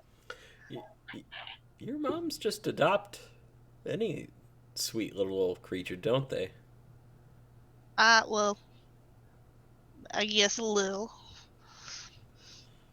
I don't, I think they kind of did it because Pale's a friend of mine of sorts. I don't know why they, I wasn't, super smart as I am now when they found me, so who's to say? Is the food ready yet? Yeah, Oh yeah. Pavel I read that as if Lathyrus were reading it and hearing his mom's voice in his head. Pavel starts eating. I wanted to know how she spoke. Yeah, so you've got really nice potatoes fried in an iron skillet with onions and spices, garlic, salt, pepper, and some really nice spit roast mutton. Now I'm hungry. Same. More than more than you can possibly want to eat. And so you all sit around the fire, doing your thing, talking, catching up. Yeah. I tell them the whole story. After I left you all, I found this gnome up in the Flinty Hills, and I thought he was a real nice fella, but apparently not. And next thing I knew, I'm waking up on the floor, surrounded by my new friends here. He had killed the gnome, and I got a little defensive about it, I will admit. But they've been just wonderful, and I love them all so much. And we've gone through a labyrinth for a little while, and we've gotten out of there about a couple days ago, maybe about a week ago. All sorts of things. Grundle just listens, stroke his beard. I ain't had much use for gnomes after all. We might have to find this character you're talking about and set him. Oh, Set the record straight. we killed him. Well, yeah, he's dead. Ah, well, it is good then. Yeah. Very good. Yeah, he was some sort of wizard. Yeah, apparently, he was again. experimenting on me. Ain't got much use for them around these parts, that's for sure. Yeah. Go on. Actually, I have pictures too. If you want to look at those, any of you. Pictures? Yeah, I've been drawing pictures and keeping a journal. Oh, I didn't know that. Oh yeah, your journal. I'd love to see that. Or hand over my journal. Okay. So he starts thumbing through, kind of chuckling to himself and laughing, and seems thoroughly amused. And he thumbs far enough back to when you were in the caravan, and shows Beth and Belle. And of course, Beth and Belle are like hanging on your every word, on the edge of their log they're sitting on, or their little stool. So, well, you look like you ain't been missing too many meals there, lassie. Laddie. Hired DM. Okay. Sorry about that. How old are Beth and Belle? How old did you make them? I would say they're probably 13, 14-ish, somewhere in there. They're old enough to, have some. They're getting taller. They got some strength to them. They know some stuff, but they're kids. Okay, they're kids. Gotcha. Yeah. 13, 14. All right. Uh, Beth and Belle are kids. I'm gonna ask, what's this guy's name? Rundle Slateforge. Slateforge. Mr. Slateforge. We are on. We're on a bit of an adventure, and Hey, ain't we all, laddie? always looking to stock up on provisions. Might I ask what you guys have for barter, Sure. for barter or trade? This go around, we're heading north. We're heading up into the theocracy of the Pale, and we're bringing swords. We're bringing tack and harness. We're bringing mostly swords, tack and harness, and some cut stone. I'll lean in and at a lower voice. Do you have anything that's arcane in nature, magic? He kind of looks around. Nothing out of the ordinary. A couple of the blades are a little extra fine, but you won't find them to be incredibly powerful in that regard. He kind of looks you over and looks your gear over. Nothing finer than what you're sporting now there. Fair enough. Well, I'm sure if there's anything we need, the others might know about it, but other than that. We're less than a day, much less than a day out of stone meat. As I grab another bowl. I presume that's where you're making for a fine little village. Lots of trading and things going on there. You'll want to make for the drunken pixie for sure. We've heard, yes. Yep. Finest inn in northern Niron by my standards. Where do you make for beyond stone meat, I have to ask you? Nyrond. Well, you be in Niron now. Or, Stone meat, you can go further south, or you can go west to Wamptham. Neril, or whatever. Or you can go east, back through the hills, over to Nurl or Edgefield. Neril is what I meant to say. I see. Two end names that are similar. By the sound of your tone, I wager you're not from here, so I understand if the land seems strange and the city name's not familiar to you. I'm from the east. Or south. Yeah. South? Southeast. Southeast. Yeah. Very well. Yes, but we're So, going. if you don't mind me asking, what bit of business might you be on? Is there anything we can do to maybe help you out? We're going to help out our friend here in some issues regarding their, well, just a personal issue. See, well, if there's anything we can do to help you, you look well equipped enough. What do you know about the undead, sir? His eyes kind of get real big. I know enough. I know I don't want to mess with them. Then I wouldn't head to Nyron. Or Neril. Fuck. And why is that? Have you heard of the Black Mines? Have indeed. Thought that might be what you're referring to. Rumors of plenty of undead and nasties up there and that there in the Blamu Hills. Well, that's Well, why. that's where we're headed. Sounds like dark business indeed. Don't have much in the caravan that can help with the undead. Except some good taters and lamb. Somehow, I don't think that will be the most helpful, though we definitely appreciate it. Aye, that indeed. Hey, I've got a barrel of ale. What say you? We Anyone? killed some stone giants earlier today. I'm pretty tired. I'm all for getting Well, drunk. that'll do it. Where do you find the stone giants? We've heard there've been some up hunting these parts. Well, they more found us. Threw a rock at our friend over here, and then proceeded to throw rocks at most of the rest of us. Yeah, I Yeah. got on that note, could you turn around a little bit to show the giant dent in my back? Do you think you could help me out with this? Oh, we can hammer that right out. Yep, indeed. Thank you, sir. He hollers at one of the other dwarves to roll the barrel of ale out.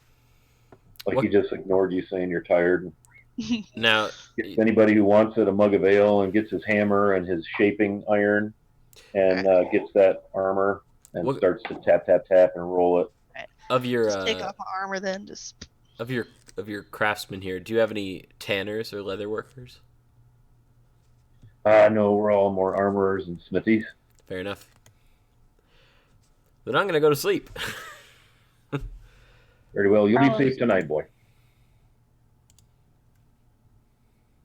Cool. So you hear that just the sounds of bustling around the camp with the total of, you have the stone forges or slate forges, the two dwarven youth and their father Grundle, and then the four other teamsters just kind of fussing around camp as he's tapping away, trying to work that metal and get the dents out of Lethyrus's armor.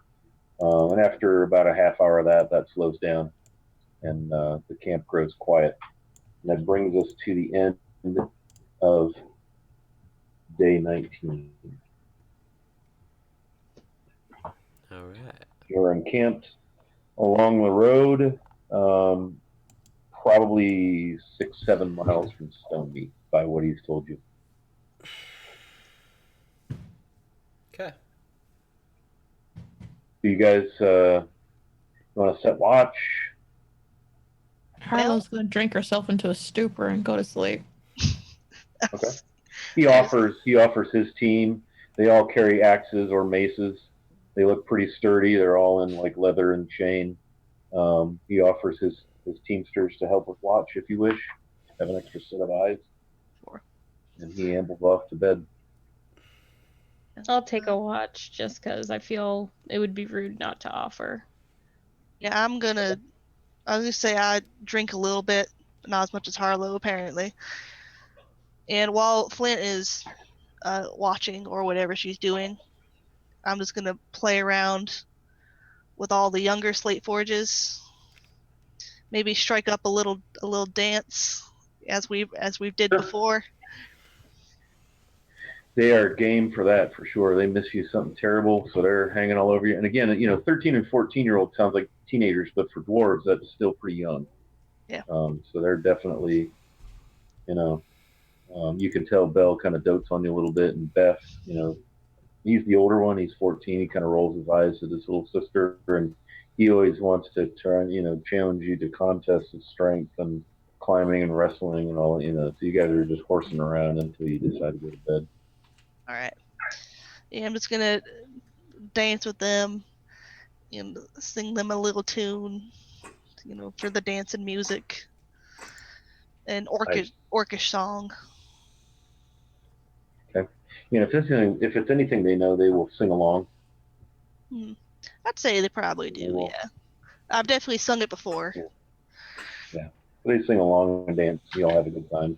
The moon rides high, the clouds clear away, and it's getting on into late night. All right. Then I will do my quick journal writing, draw my picture, and I will It's not good. go over to where Harlow's sleeping and just plop on down and start sleeping. Flint, you're up watching for a couple hours, and the dwarves, one of the dwarves stays up. They're not much for conversation, but you notice it clears out. The clouds sweep away. It gets breezy, cools off a little bit. You can see the moon clearly, stars. Beautiful night. Maybe just a little chilly just because it's fairly breezy. You can hear the grasses rustling and blowing, but your watch passes very uneventfully. And when you're ready to crash, the dwarf that was with you rouses one of the other dwarves, and he gets up for his watch. You can go to bed. All right, I'm gonna go crash kind of far away from everyone. Just Okay. enjoying quiet. Kind of make yourself a little nest in the grass and think about your day. Okay. So our evening's going to pass uneventfully. It's not often that caravans are openly attacked on the trade road. I mean, there's enough traffic through there. There are times when there may be, some sort of demi-human monster packs roaming and doing things, but there's not a lot this far out. You're not going to run across like organized banditry and things of that nature. And so you have a nice quiet evening. And we go to morning, day 20. The dawn arises, beautiful, clear but breezy morning out in the grassy plains between the flinty hills and Stone Meat. And it's morning time.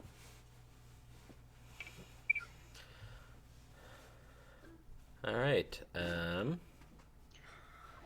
Cavill, you're muted. Yeah. All right. Yeah, I'll just do my You all are long rested. standard morning prep. Cool. I will go back up to full health. Oh, I already was.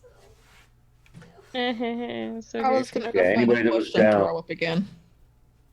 Anybody that was down is, Harlow's having a little bit of the hair of the dog. I didn't bother with the whole con check and stuff. You pretty much made it clear you were drinking for purpose. Yeah.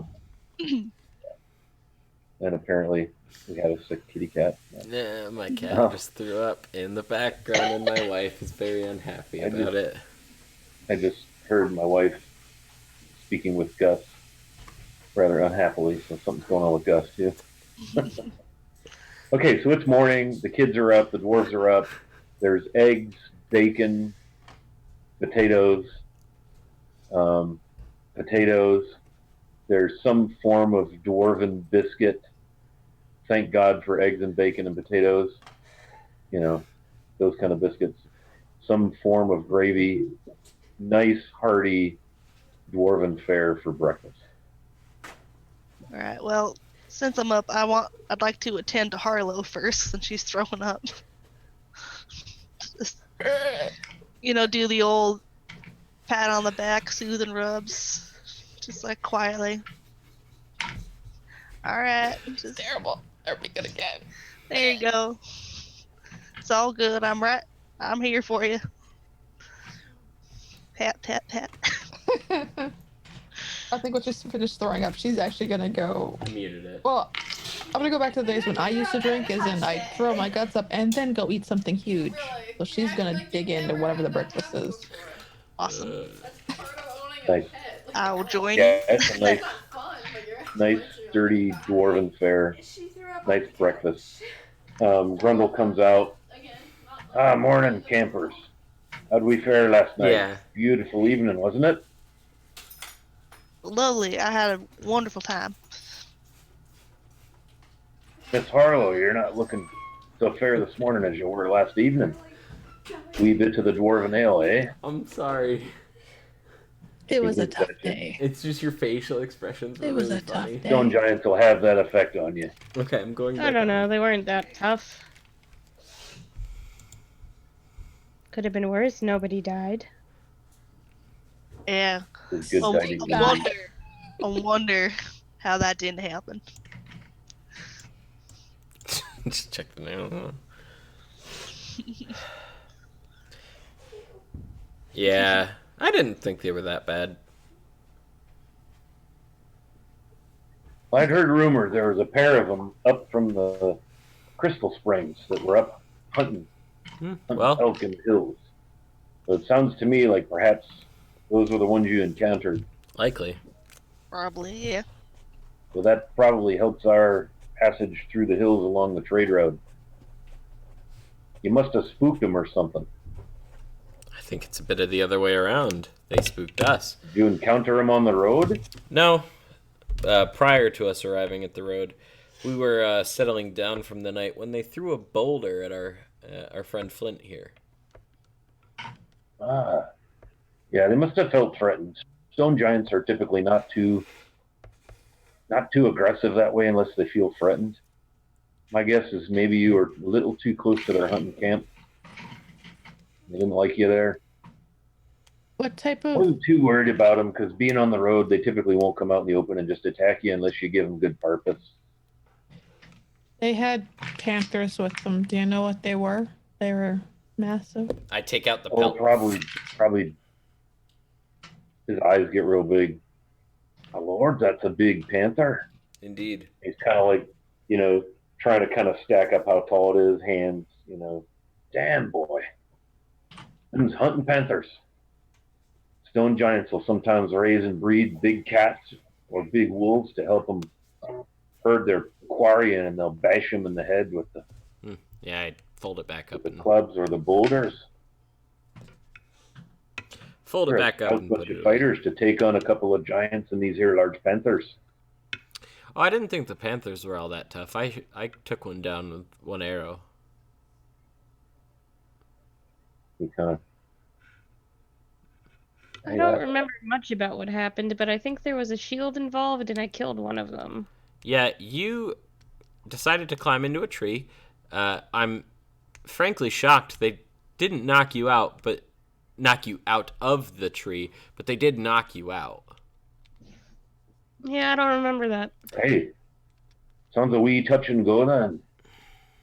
Yeah. Wait for this here gray one. Kind of winks at you. Like, What does that mean? well, you're gray, and I don't know what you are, but you seem awful nice anyhow. Glad you're okay.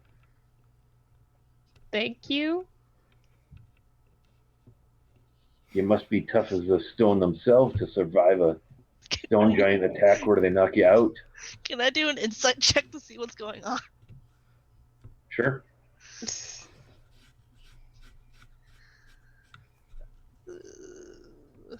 Yeah. Here's my insight.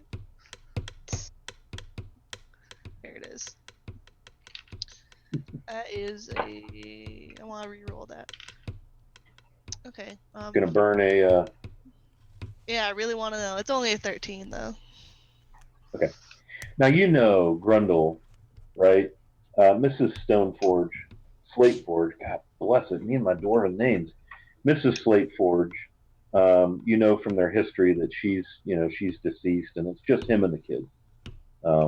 Some time ago, and he likes to chase the girls, but he's a good dwarf, and he would never do anything untoward or inappropriate or just gross, especially with his laddie and his lass with him. But you can tell he's kind of curious, kind of intrigued, but he's not like creeping. He's not that kind of dude. But you could tell he's kind of like, he's kind of, I wonder what this gray thing is. Here it is. Nice little. I just Flint I is have, oblivious.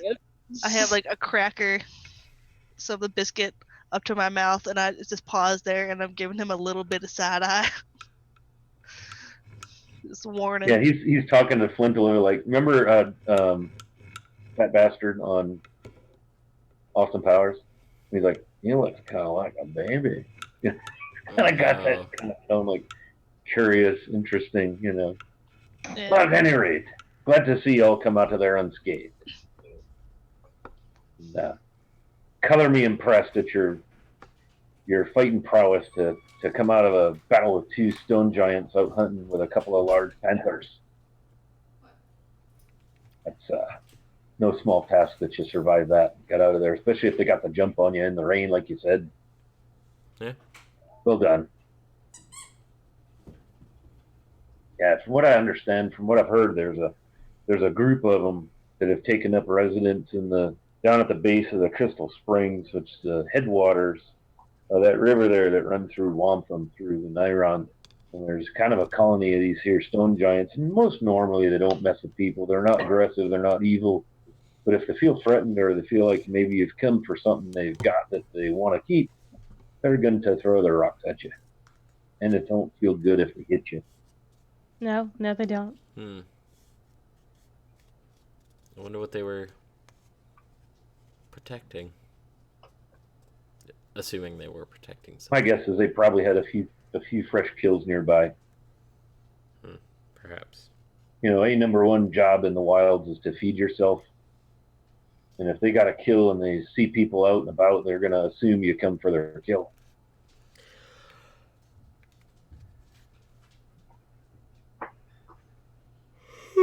But at any rate, all's well that ends well, eh? Indeed. Well, we should probably be getting on the We road. probably won't tarry long on the road here. We're probably going to get going, but I want to make sure if there's anything we can do to help you out. Now's the time to ask if you need anything else mended or any weapons sharpened or anything. We could put a stone to them and get you set up right. No. I heard you say that you had some swords. We do have some swords, all kind of swords. Yeah, we're taking them up to the theocracy of the pale. They're trying to run the other religions out of the country, so you may see some people on the road taking flight from the north. The Universal Church up there's gotten, you know, them highfalutin religious types and all, and they're trying to run out all the other religious types out of the country. So are you providing... Even though they pray to some kind of god and everything, they still use steel to get their work done, if you know what I mean. So you're providing weapons to a crusade, basically? A holy war? Along those lines, but we're not providing them, we're delivering them. Big difference. We're on a Carthage mission. They've secured these weapons to the south. Our job is merely to get them from where we're at to where they need to go. Well, your business is your business. So, Miss Tiefling, what might you be looking for? Depends on what you got. Do you have any? And I'll take up my rapier, which is just. It's a standard rapier, but it's because it's a hex weapon. It's got some prettiness to it, but that's about it. Okay, but so it's not a magical. No, it's magical because because of the hex weapon, but the weapon itself is just a basic rapier. Right, and you can make better. Yeah. So it's probably a little notched and so forth. Do you like to? Are you interested in staying with a rapier, or is there another kind of blade you prefer, Miss Tiefling? Miss Harlow. That's what you got, but I'm better with a rapier than anything else. Well, then we should keep you in a rapier. Let me see what we got here. He goes off, looking through this, that, and the other thing. I choked on air.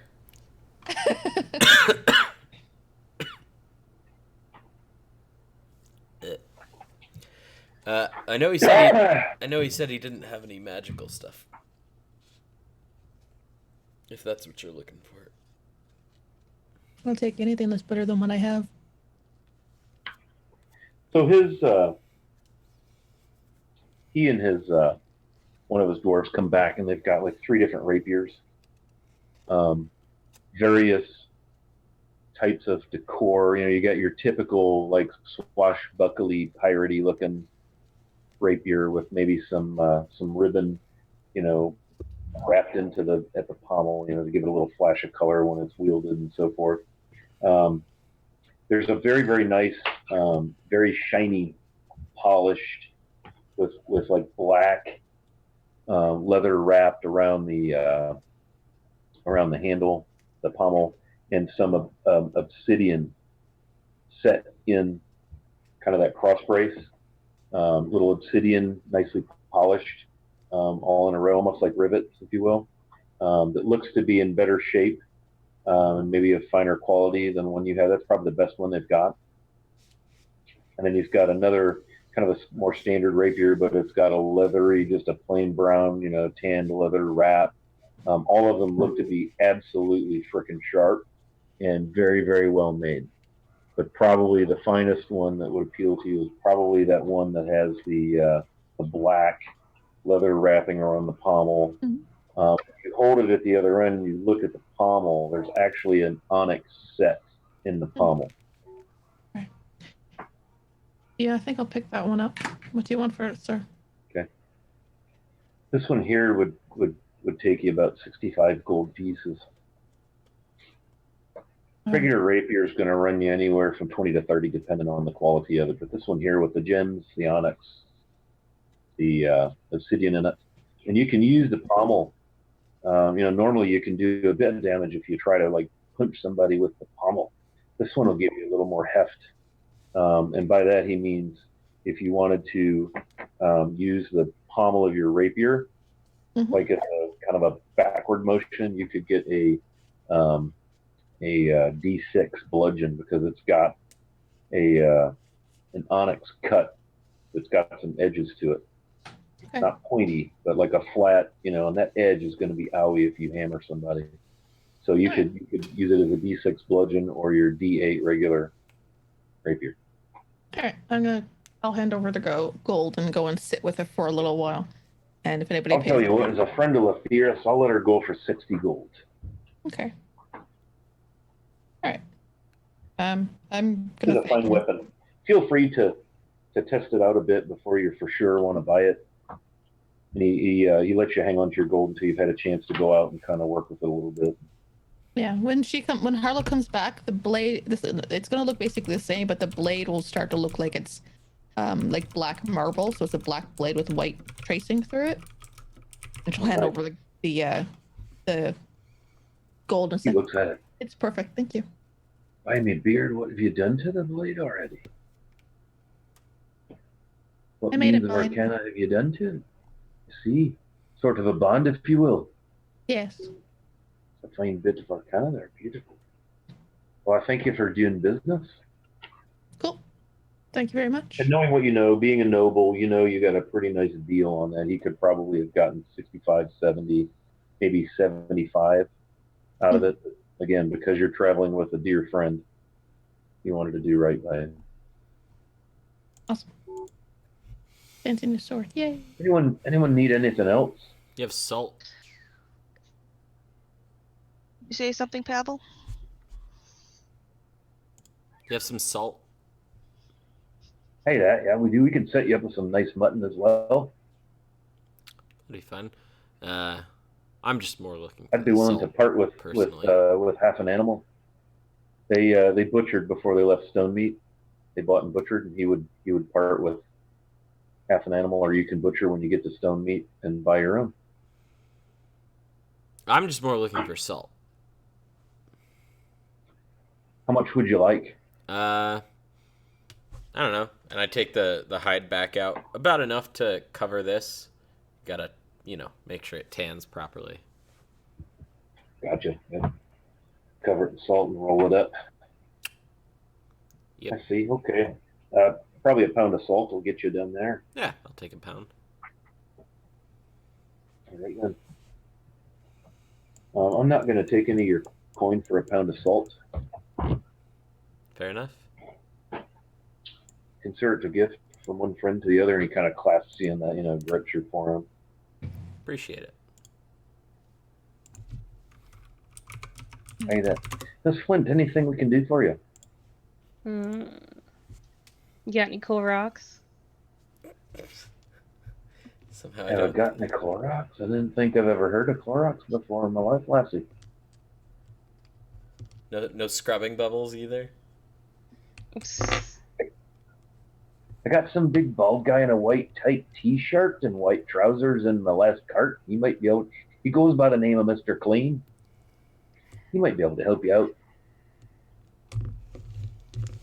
Got some sidekick with him. He calls Prestidigious something or other. I'm looking more for pieces of agate, if you have any. Come with me. He kind of puts his arm around you, patting your shoulder. Non-creepy, just like he's excited. He's got some wares to show you in the back of his cart. And so he takes you to the last cart and kind of throws back the cover. And it's just basically a single axle two-wheel cart. And he throws back the tarp that's over it. And there are slabs of rough cut marble and granite. And in the front of it, there's some stacked limestone. Here's the stone we got. I could probably hack off a chunk of the marble or the granite if that might help you.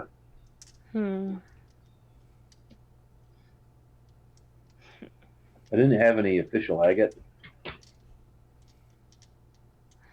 Well, I kind of need agate specifically, so I don't think there's anything here that I can get that'll help me. Understand?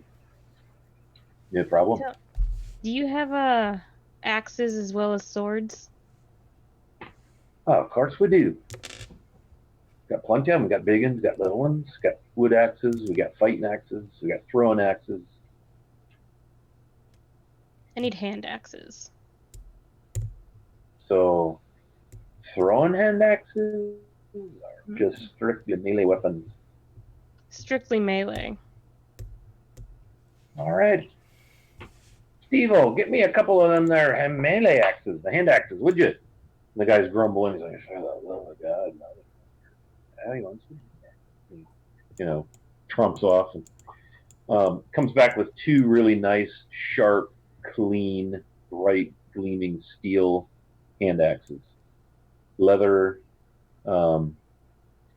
wrapped. They're like thong wrapped, and then there's a thong hanging off of the the bottom of the handle that you could slip your wrist through so that the axe, you could actually like twirl it or something and bring it back to your hand or just let it go so you don't lose the axes from your quick grip. And he hands them to you. How much better are they than the messy. have? He looks at yours. These have seen a bit of action.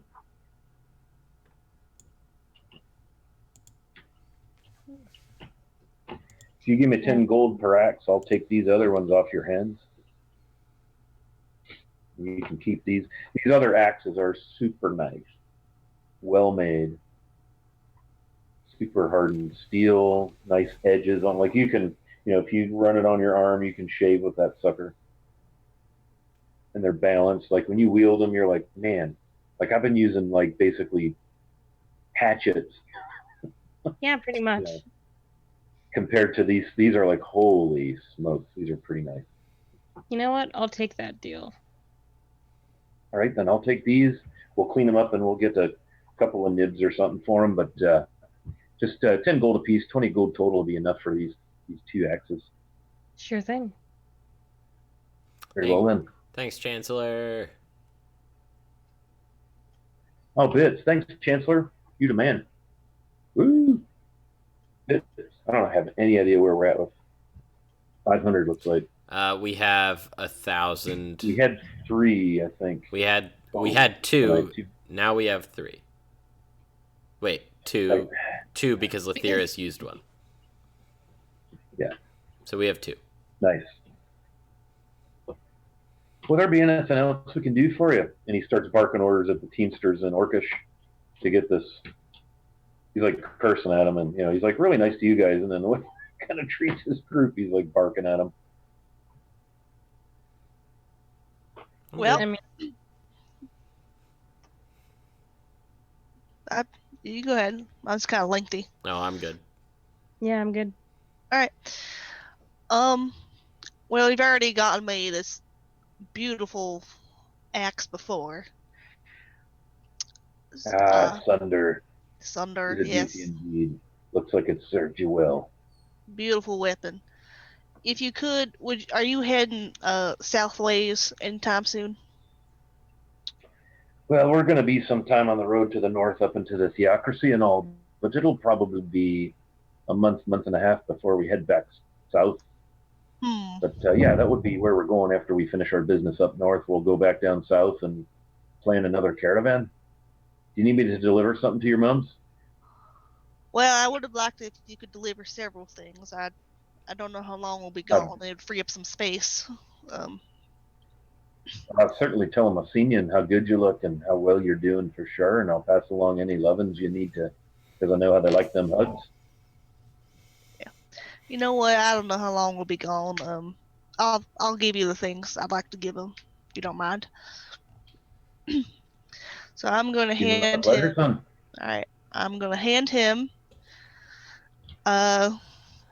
my amber with a leaf in it, my silver tiara, my red dragon cloak. Tiara.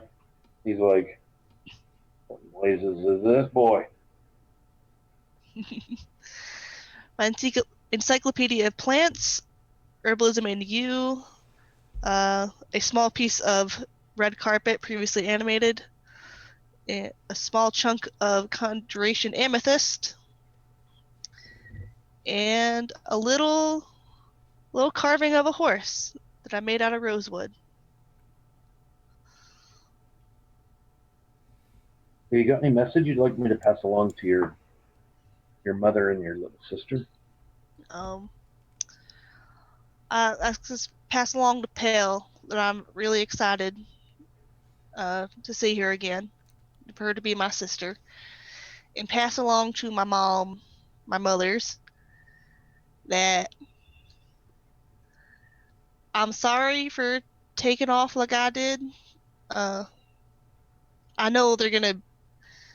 My mom's probably gonna tear me a new one once I actually get there, but hopefully it'll simmer down enough by the time I return that I won't get too much of a wallop. Her anger's long, long since gone. She just misses her boy, and she's very proud of you.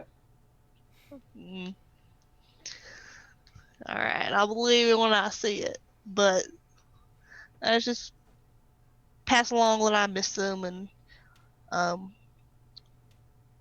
sent a letter a few days ago, or like a day ago, so they'll get most of my feelings from my letter. Very well then. It's just good to see you again, Latheris. Glad you're doing well. I miss having you on the caravan, but glad you're out doing good things in the world. He offers you a big hug, slaps you on the back. Yeah, give him a hug too. Beth and Belle kind of climb on, all that whole thing. Give them big hugs. Yeah, a little kiss for Belle, a little noogie for Beth. Nice. They squeak and squeal and go out. And they're, you can tell they're a little sad and a little weepy. Hey, Nerdalopedia, thanks for the raid. Thanks for bringing that up in here. Good to have you. All right, so anything else y'all want to do as you look to part company with Grundle Slateforge and his caravan of dwarves and his 2 kids? I'm good. Suppose not. Yeah. All right. So he, they wave and he wheels the caravan back up onto the road and they start off to the north. And you all are, it's mid-morning by now by the time you've gotten done selling and buying wares and so forth. And so it's, about 9 in the morning. And you're making your way in the direction of Stone Mead, I presume, right? Correct. Mm-hmm. Is it stone mead or stone meat? Meat. Stone meat. Meat. Yeah, stone meat. Okay, so you're making your way along the road. It's very breezy but sunny, so things are drying out nicely after yesterday morning's rainfall and everything that moved through the area. And by the lunch hour, you can see on the horizon a few small low buildings, a few copses of trees, and you know that you are making your way upon a small village. And with that, I'm going to pause and call timeout because I have definitely got to wind this thing down for my own sleep requirements because I got to get up early in the morning. But you've completed session 21 of Into the Borderlands. Woo! And you tell about it. So, any thoughts as we wrap up tonight's session? Flint You gross. Yeah. Flint probably should have died. Yeah. Probably. Emotional support Minotaur strikes again. Yeah, I didn't press that real hard. I suppose I could have probably dropped the hammer on that, but Or another because boulder. I guess if we'd have had you fall out of the tree, you'd have taken D10 damage, Which and was that may have put you. 2 death saves failed automatically. Yeah, but you rolled a D20 or a nat 20 on your what would have been your next death save roll, so you still would have climbed out of that. But yikes, that was a little Who touch and go. knows? All right, so I hope you all had fun. I certainly want to thank Nerdlopedia for the raid. Good to see some new faces in the chat. Thanks for Chancellor for hanging out. Thanks to Cheswick Student. Kat Brannigan joined us tonight as a new sub. Continuing sub. No, new sub. Continuing sub. Sorry. Continuing sub. And thanking Chancellor and Cheswick Student for the bits. And as always, thanking the Castle Mac family for allowing us the time every other Wednesday to come out here and play 5th edition Dungeons and Dragons. Once again, we are hanging out in the Kingdom of Nyrond at the moment in the setting of Greyhawk, the original Dungeons and Dragons fantasy setting, and that's thanks in no small part to my aging years that my original D&D was in Greyhawk, and so it was my first attempt at DMing. I wanted to DM back in my home of Greyhawk. So thanks to our players. Why don't we go around the table real quick? Just tell us where we can find you. Let's start with Harlow. As you can see on my name tag down below, I am Miss Misery. That is my Twitter tag. You can find me there. I play in a lot of different places, so you can follow me and you'll see where I'm playing throughout the week. Awesome. Very good. How about you, Latheris? I'm Abby. I'm a Scottsdale Dio. I'm mostly just found on Tumblr doing whatever, but I play here every other Wednesday. And I am on Twitter, but I don't really use it. Very good. How about you, Miss Flint? Hey everybody, I'm super out of it, so I'm sorry. I'm Shanologic across all the internet. If you want to find out where I play and what I do, how I raise money for nerdy stuff, check out my Twitter at Shanologic. Awesome. Last and certainly not least, the gentleman of the group, Pavel Mansard. Hi, I'm Devin. My Twitter handle is below my character name, and I paint minis and put pictures of them on my Twitter profile occasionally. And I play in... Yeah, you've been really sucked into the mini painting. I have. And I play in another game, and I post about that when that's going on, so... Follow. Cool. Follow, live, learn, love. Hang out. Here we've got D&D every other Wednesday. I'm Scott, Wiley Hobbit, your DM for this game. We play every other Wednesday. There's also a game on, it's kind of an every other Friday routine, the Star Trek Avalon game, which is pretty cool. And then this Sunday, they're going to revive, Saturday. Is it Saturday? They're doing the Adventure Engineers. Saturday at 1 p.m. Eastern. That's Stephen, Castle Mac Stephen, and Kelsey from the Arcane Library talk about all things kind of game mastering, dungeon adventure design, things of that nature. Really, really interesting. Great place to learn. And then on Sunday evenings, the regular game on Sunday nights at 7:30, they're playing Orpheus right now, which is sort of a modern times gothic horror, sci-fi-ish kind of cool thing that they're getting into. And then on Tuesday nights, every other Monday opposite our week are the other Macolites, Ian Diaper's game, Shards of Amber, that runs. And I think you're down to what, Shannon? How many sessions you got left of that? 4? Yeah, I think 4. It's starting to wind down because Corey and his wife are getting ready to have another kid. And then Tuesday nights, Jeff Overdog runs a Ghost of Saltmarsh, and I think they're actually getting into the actual module at this point this coming Tuesday. So that's a pretty cool game. So lots of good stuff here on the Castle Mac channel. It's nothing but kindness and friendship and wonderfulness, and we're really, really glad that you're here. Happy Pride Month to all the folks that are celebrating all that stuff. That's kind of a big deal. So always allies, support, hugs, love, and all that jazz. And so for Castle Mac, I'm going to sign off. I'm the Wily Hobbit. And woo, we've played D&D tonight. Nobody died. Pavel, are you going to send us on some sort of a rating type? Yes. Then? There's a channel called Dice Ministry. Their current the episode title is Crit Chicks, and I like that, so we're gonna raid them. So that'll happen in just a minute. Bye. All right, so hang tight and go in there and make some noise on behalf of Castle Mac and into the Borderlands and the Macolites. Bye, Thanks for hanging out, y'all. See you in 2 weeks. Bye.